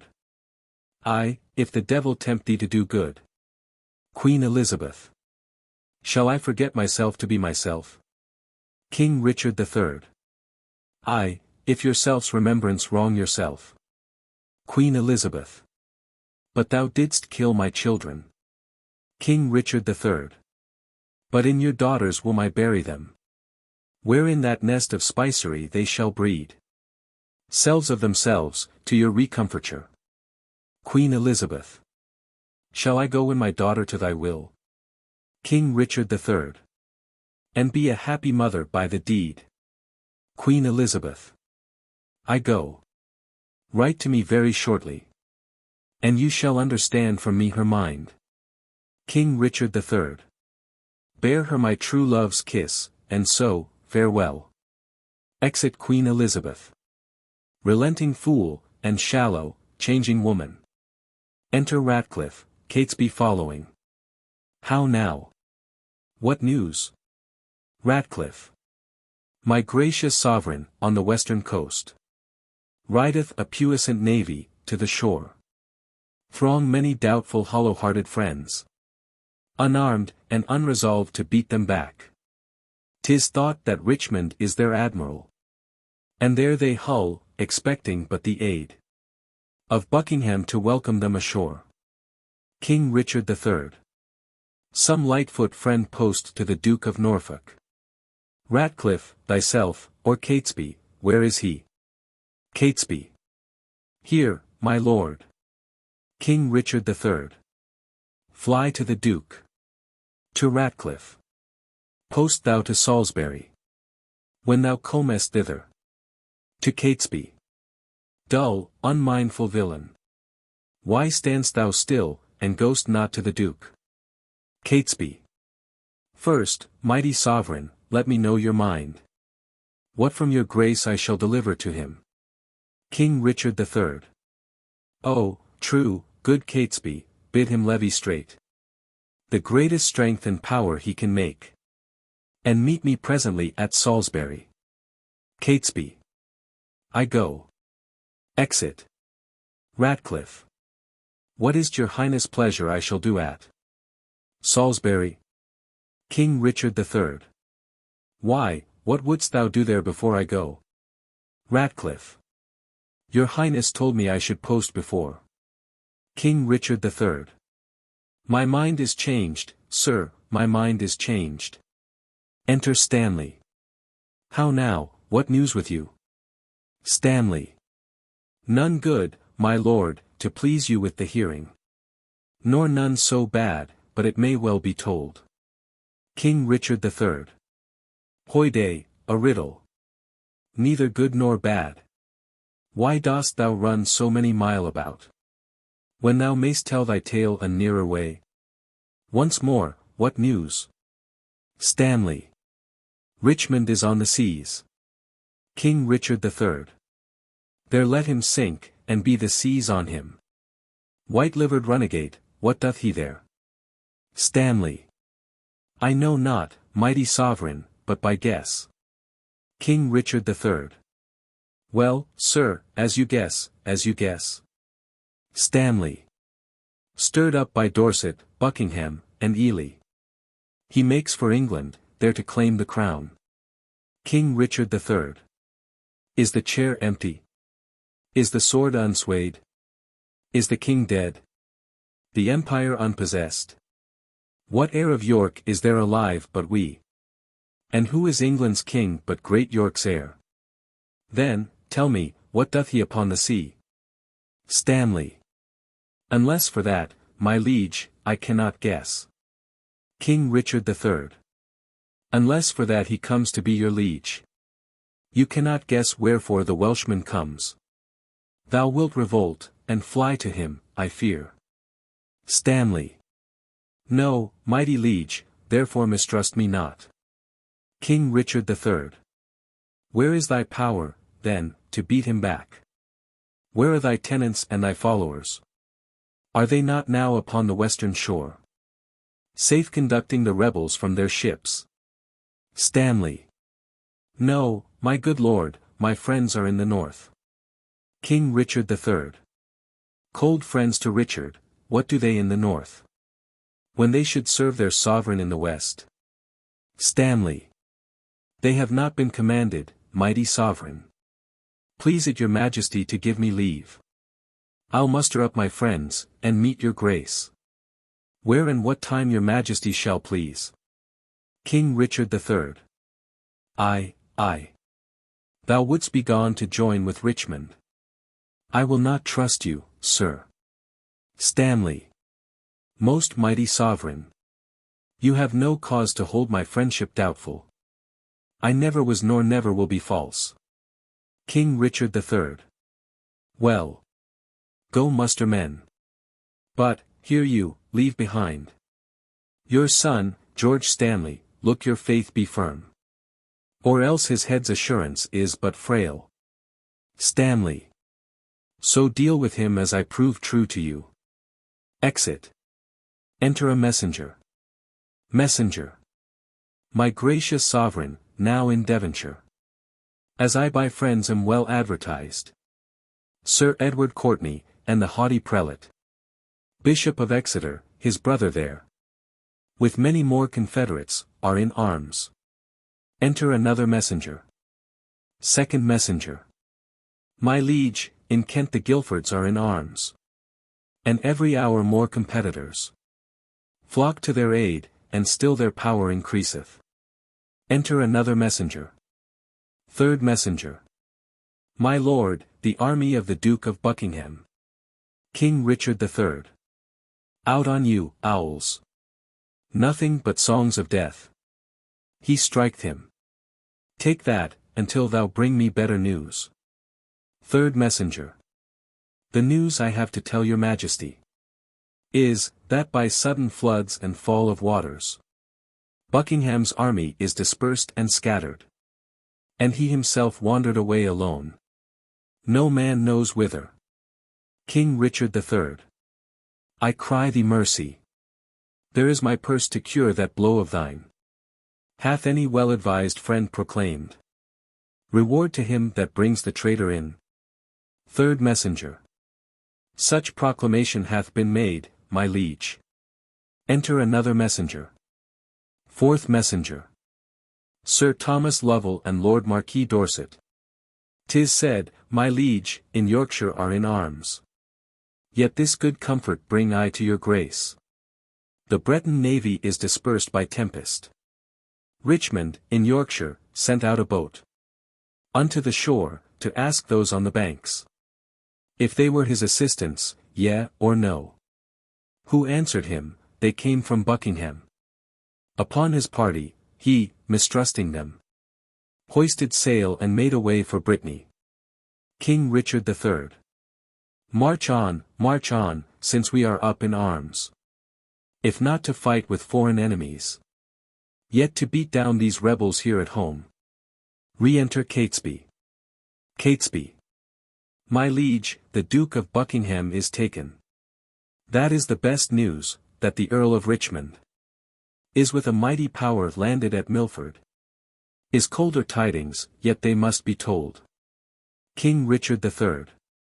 Away toward Salisbury. While we reason here, a royal battle might be won and lost. Some one take order Buckingham be brought to Salisbury, the rest march on with me. Flourish. Exeunt. Scene 5. Lord Derby's house. Enter Derby and Sir Christopher Eswick. Derby.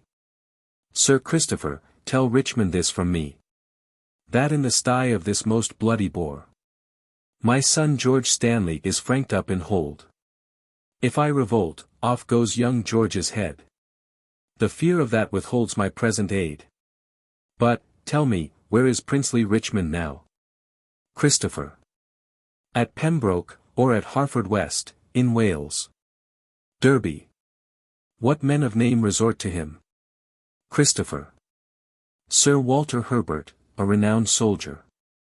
Sir Gilbert Talbot, Sir William Stanley. Oxford, Redoubt Pembroke, Sir James Blunt. And Rice A. P. Thomas with a valiant crew. And many more of noble fame and worth. And towards London they do bend their course. If by the way they be not fought withal. Derby. Return unto thy lord. Commend me to him. Tell him the Queen hath heartily consented. He shall espouse Elizabeth her daughter. These letters will resolve him of my mind. Farewell. Exeunt. Act 5. Scene 1. Salisbury. An open place. Enter the sheriff, and Buckingham, with halberds, led to execution. Buckingham. Will not King Richard let me speak with him? Sheriff. No, my good lord, therefore be patient. Buckingham.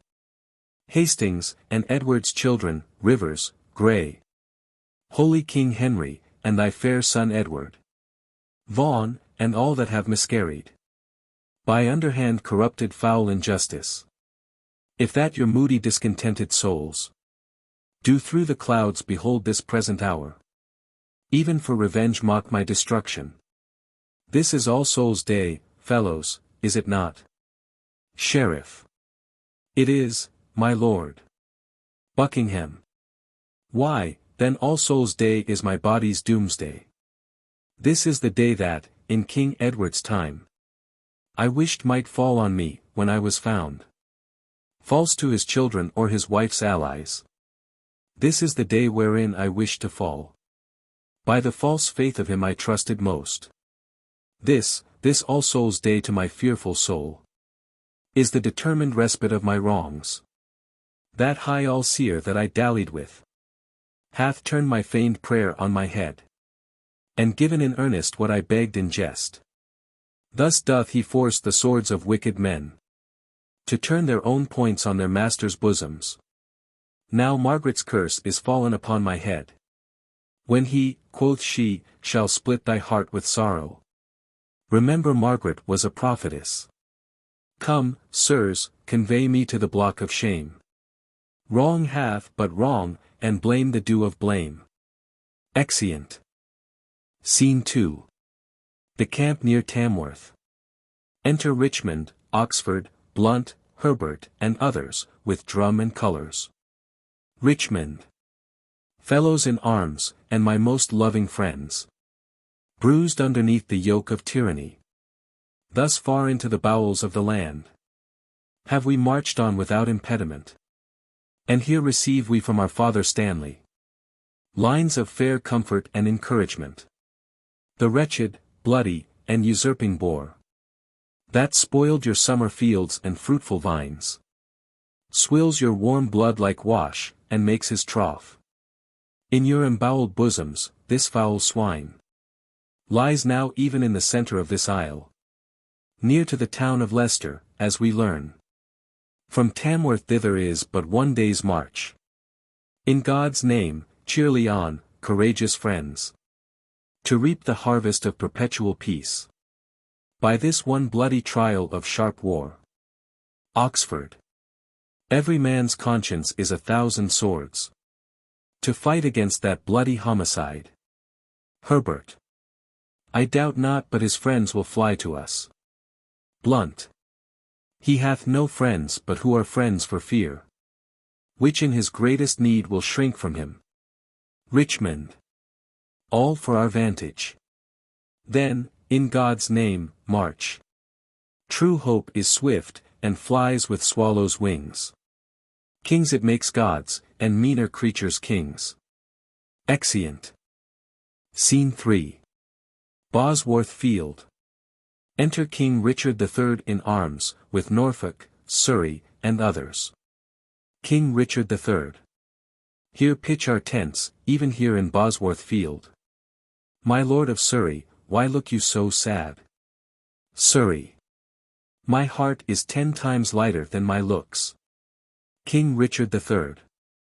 My lord of Norfolk. Norfolk. Here, most gracious liege. King Richard III. Norfolk, we must have Knox, ha! Must we not? Norfolk. We must both give and take, my gracious lord. King Richard III. Up with my tent there. Here will I lie tonight. But where tomorrow? Well, all's one for that. Who hath descried the number of the foe? Norfolk. 6 or 7,000 is their utmost power. King Richard III. Why, our battalion trebles that account. Besides, the king's name is a tower of strength, which they upon the adverse party want. Up with my tent there. Valiant gentlemen! Let us survey the vantage of the field. Call for some men of sound direction. Let's want no discipline, make no delay. For, lords, tomorrow is a busy day. Exeunt. Enter, on the other side of the field, Richmond, Sir William Brandon, Oxford, and others. Some of the soldiers pitch Richmond's tent. Richmond. The weary sun hath made a golden set. And by the bright track of his fiery car, gives signal, of a goodly day tomorrow. Sir William Brandon, you shall bear my standard. Give me some ink and paper in my tent. I'll draw the form and model of our battle. Limit each leader to his several charge. And part in just proportion our small strength. My Lord of Oxford, you, Sir William Brandon. And you, Sir Walter Herbert, stay with me. The Earl of Pembroke keeps his regiment. Good Captain Blunt, bear my good night to him. And by the 2nd hour in the morning, desire the Earl to see me in my tent. Yet one thing more, good Blunt, before thou goest. Where is Lord Stanley quartered? Dost thou know? Blunt. Unless I have mistaken his colours much. Which well I am assured I have not done. His regiment lies half a mile at least south from the mighty power of the king. Richmond. If without peril it be possible. Good Captain Blunt, bear my good night to him. And give him from me this most needful scroll. Blunt. Upon my life, my lord, I'll undertake it. And so, God give you quiet rest tonight. Richmond. Good night, good Captain Blunt. Come gentlemen. Let us consult upon tomorrow's business. Into our tent, the air is raw and cold. They withdraw into the tent. Enter, to his tent, King Richard III, Norfolk, Ratcliffe, Catesby, and others. King Richard III. What is the clock? Catesby. It's supper time, my lord. It's 9 o'clock. King Richard III. I will not sup tonight. Give me some ink and paper. What, is my beaver easier than it was? And all my armour laid into my tent? Catesby. If is, my liege, and all things are in readiness. King Richard III. Good Norfolk, hie thee to thy charge. Use careful watch, choose trusty sentinels. Norfolk. I go, my lord. King Richard III. Stir with the lark tomorrow, gentle Norfolk. Norfolk. I warrant you, my lord. Exit. King Richard III. Catesby. Catesby. My lord. King Richard III. Send out a pursuivant at arms. To Stanley's regiment, bid him bring his power. Before sunrising, lest his son George fall into the blind cave of eternal night. Exit Catesby. Fill me a bowl of wine. Give me a watch. Saddle white Surrey for the field tomorrow. Look that my staves be sound, and not too heavy. Ratcliffe. Ratcliffe. My lord. King Richard III. Saw'st thou the melancholy Lord Northumberland? Ratcliffe. Thomas the Earl of Surrey, and himself. Much about cockshut time, from troop to troop. Went through the army, cheering up the soldiers. King Richard III. So, I am satisfied. Give me a bowl of wine. I have not that alacrity of spirit, nor cheer of mind, that I was wont to have. Set it down. Is ink and paper ready? Ratcliffe. It is, my lord. King Richard III. Bid my guard watch, leave me. Ratcliffe, about the mid of night come to my tent. And help to arm me. Leave me, I say. Exeunt Ratcliffe and the other attendants. Enter Derby to Richmond in his tent, lords and others attending. Derby. Fortune and victory sit on thy helm. Richmond. All comfort that the dark night can afford be to thy person, noble father-in-law. Tell me, how fares our loving mother? Derby. I, by attorney, bless thee from thy mother, who prays continually for Richmond's good. So much for that. The silent hours steal on, and flaky darkness breaks within the east. In brief, for so the season bids us be. Prepare thy battle early in the morning, and put thy fortune to the arbitrament of bloody strokes and mortal staring war. I, as I may that which I would I cannot, with best advantage will deceive the time, and aid thee in this doubtful shock of arms. But on thy side I may not be too forward, lest, being seen, thy brother, tender George, be executed in his father's sight. Farewell, the leisure and the fearful time cuts off the ceremonious vows of love, an ample interchange of sweet discourse, which so long sundered friends should dwell upon. God give us leisure for these rites of love. Once more, adieu, be valiant, and speed well. Richmond. Good lords, conduct him to his regiment. I'll strive, with troubled thoughts, to take a nap, lest leaden slumber pace me down tomorrow, when I should mount with wings of victory. Once more, good night, kind lords and gentlemen. Exeunt all but Richmond. O thou, whose captain I account myself, look on my forces with a gracious eye. Put in their hands thy bruising irons of wrath, that they may crush down with a heavy fall the usurping helmets of our adversaries. Make us thy ministers of chastisement, that we may praise thee in the victory. To thee I do commend my watchful soul, ere I let fall the windows of mine eyes. Sleeping and waking, oh, defend me still.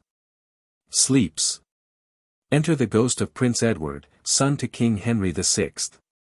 Ghost. Of Prince Edward. To King Richard III. Let me sit heavy on thy soul tomorrow. Think, how thou stabbedst me in my prime of youth. At Tewkesbury, despair, therefore, and die. To Richmond.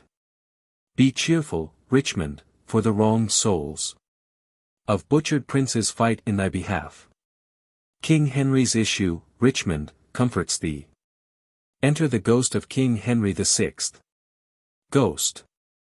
Of King Henry VI. To King Richard III. When I was mortal, my anointed body by thee was punched full of deadly holes. Think on the Tower and me, despair, and die. Harry VI bids thee despair, and die. To Richmond. Virtuous and holy, be thou conqueror. Harry, that prophesied thou shouldst be king, doth comfort thee in thy sleep, live, and flourish. Enter the ghost of Clarence. Ghost of Clarence. To King Richard III. Let me sit heavy on thy soul tomorrow.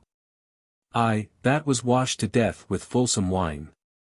Poor Clarence, by thy guile betrayed to death. Tomorrow in the battle think on me, and fall thy edgeless sword, despair, and die. To Richmond. Thou offspring of the house of Lancaster. The wronged heirs of York do pray for thee.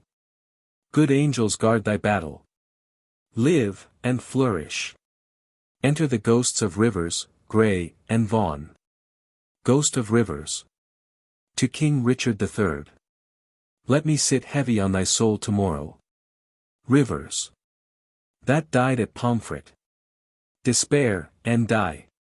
Ghost of Grey. To King Richard III. Think upon Grey, and let thy soul despair. Ghost of Vaughan. To King Richard III. Think upon Vaughan, and, with guilty fear, let fall thy lance, despair, and die. All. To Richmond. Awake, and think our wrongs in Richard's bosom. We'll conquer him. Awake, and win the day. Enter the ghost of Hastings. Ghost of Hastings. To King Richard III. Bloody and guilty, guiltily awake. And in a bloody battle end thy days. Think on Lord Hastings, despair, and die. To Richmond. Quiet untroubled soul, awake, awake. Arm, fight, and conquer, for fair England's sake. Enter the ghosts of the two young princes. Ghosts. Of young princes. To King Richard III. Dream on thy cousin smothered in the Tower. Let us be led within thy bosom, Richard. And weigh thee down to ruin, shame, and death. Thy nephew's souls bid thee despair and die. To Richmond. Sleep, Richmond, sleep in peace, and wake in joy. Good angels guard thee from the boar's annoy. Live, and beget a happy race of kings. Edward's unhappy sons do bid thee flourish. Enter the ghost of Lady Anne. Ghost of Lady Anne. To King Richard III. Richard, thy wife, that wretched and thy wife. That never slept a quiet hour with thee. Now fills thy sleep with perturbations. Tomorrow in the battle think on me. And fall thy edgeless sword, despair, and die. To Richmond. Thou quiet soul, sleep thou a quiet sleep. Dream of success and happy victory. Thy adversary's wife doth pray for thee. Enter the ghost of Buckingham. Ghost. Of Buckingham. To King Richard III. The last was I that helped thee to the crown. The last was I that felt thy tyranny. Oh, in the battle think on Buckingham. And die in terror of thy guiltiness. Dream on, of bloody deeds and death. Fainting, despair, despairing, yield thy breath. To Richmond. I died for hope ere I could lend thee aid. But cheer thy heart, and be thou not dismayed. God and good angel fight on Richmond's side. And Richard falls in height of all his pride. The ghosts vanish.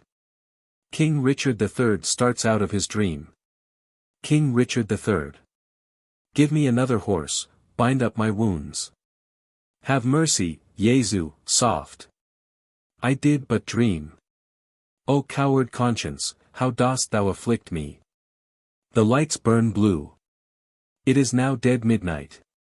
Cold fearful drops stand on my trembling flesh. What do I fear? Myself? There's none else by. Richard loves Richard, that is, I am I. Is there a murderer here? No. Yes, I am. Then fly. What, from myself? Great reason why. Lest I revenge. What, myself upon myself? Alack! I love myself. Wherefore? For any good. That I myself have done unto myself? Oh, no. Alas, I rather hate myself. For hateful deeds committed by myself. I am a villain, yet I lie. I am not. Fool, of thyself speak well, fool, do not flatter. My conscience hath 1,000 several tongues. And every tongue brings in a several tale. And every tale condemns me for a villain. Perjury, perjury, in the highest degree. Murder, stem murder, in the direst degree. All several sins, all used in each degree. Throng to the bar, crying all, guilty. Guilty. I shall despair. There is no creature loves me. And if I die, no soul shall pity me. Nay, wherefore should they, since that I myself find in myself no pity to myself? Methought the souls of all that I had murdered came to my tent. And every one did threat tomorrow's vengeance on the head of Richard. Enter Ratcliffe. Ratcliffe. My lord. King Richard III. Zounds! Who is there? Ratcliffe. Ratcliffe, my lord, 'tis I. The early village cock hath twice done salutation to the morn. Your friends are up, and buckle on their armor. King Richard III. O Ratcliffe, I have dreamed a fearful dream. What thinkest thou, will our friends prove all true? Ratcliffe. No doubt, my lord. King Richard III. O Ratcliffe, I fear, I fear. Ratcliffe. Nay, good my lord, be not afraid of shadows. King Richard III. By the Apostle Paul, shadows tonight have struck more terror to the soul of Richard than can the substance of 10,000 soldiers, armed and proof, and led by shallow Richmond. It is not yet near day. Come, go with me. Under our tents I'll play the eavesdropper, to see if any mean to shrink from me. Exeunt. Enter the lords to Richmond, sitting in his tent. Lords. Good morrow, Richmond. Richmond. Cry mercy, lords and watchful gentlemen, that you have ta'en a tardy sluggard here. Lords. How have you slept, my lord? Richmond. The sweetest sleep, and fairest boding dreams, that ever entered in a drowsy head, have I since your departure had, my lords. Methought their souls, whose bodies Richard murdered, came to my tent, and cried on victory. I promise you, my soul is very jocund in the remembrance of so fair a dream. How far into the morning is it, lords? Lords. Upon the stroke of 4. Richmond. Why, then, 'tis time to arm and give direction. His oration to his soldiers. More than I have said, loving countrymen. The leisure and enforcement of the time forbids to dwell upon, yet remember this. God and our good cause fight upon our side. The prayers of holy saints and wronged souls, like high-reared bulwarks, stand before our faces. Richard except, those whom we fight against, had rather have us win than him they follow. For what is he they follow? Truly, gentlemen, a bloody tyrant and a homicide. One raised in blood, and one in blood established. One that made means to come by what he hath, and slaughtered those that were the means to help him. A base foul stone, made precious by the foil of England's chair, where he is falsely set. One that hath ever been God's enemy. Then, if you fight against God's enemy, God will in justice ward you as his soldiers. If you do sweat to put a tyrant down, you sleep in peace, the tyrant being slain.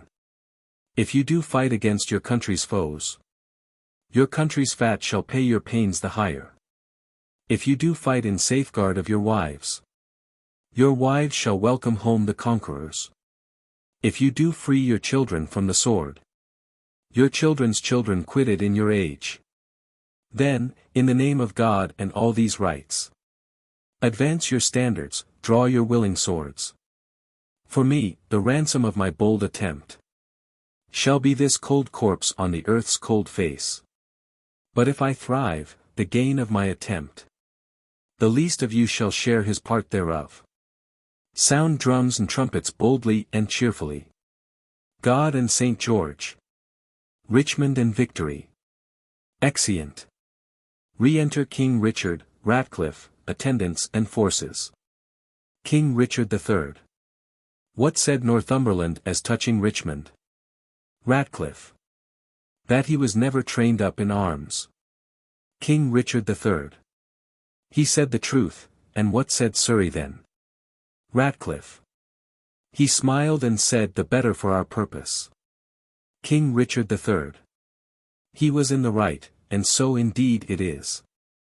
Clock striketh 10 the clock there. Give me a calendar. Who saw the sun today? Ratcliffe. Not I, my lord. King Richard III. Then he disdains to shine, for by the book he should have braved the east an hour ago. A black day will it be to somebody. Ratcliffe. Ratcliffe. My lord. King Richard III. The sun will not be seen today. The sky doth frown and lower upon our army. I would these dewy tears were from the ground. Not shine today. Why, what is that to me? More than to Richmond. For the selfsame heaven that frowns on me looks sadly upon him. Enter Norfolk. Norfolk. Arm, arm, my lord, the foe vaunts in the field. King Richard III. Come, bustle, bustle, caparison my horse. Call up Lord Stanley, bid him bring his power. I will lead forth my soldiers to the plain. And thus my battle shall be ordered. My forward shall be drawn out all in length, consisting equally of horse and foot. Our archers shall be placed in the midst. John Duke of Norfolk, Thomas Earl of Surrey, shall have the leading of this foot and horse. They thus directed, we will follow. In the main battle, whose puissance on either side shall be well winged with our chiefest horse. This, and St. George to boot. What thinkst thou, Norfolk? Norfolk. A good direction, warlike sovereign. This found I on my tent this morning. He sheweth him a paper. King Richard III. Reads. Jockey of Norfolk, be not too bold. For Dickon thy master is bought and sold. A thing devised by the enemy. Go, gentlemen, every man unto his charge. Let not our babbling dreams affright our souls. Conscience is but a word that cowards use. Devised at first to keep the strong in awe. Our strong arms be our conscience, swords our law. March on, join bravely, let us to pell-mell. If not to heaven, then hand in hand to hell. His oration to his army. What shall I say more than I have inferred?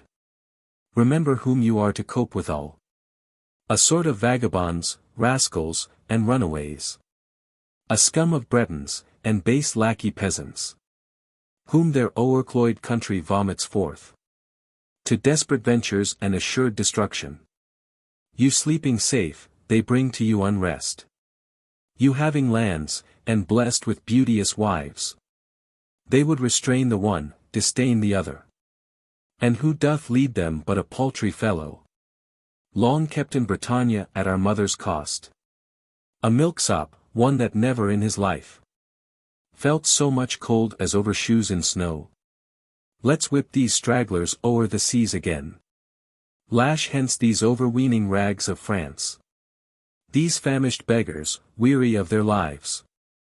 Who, but for dreaming on this fond exploit, for want of means, poor rats, had hanged themselves.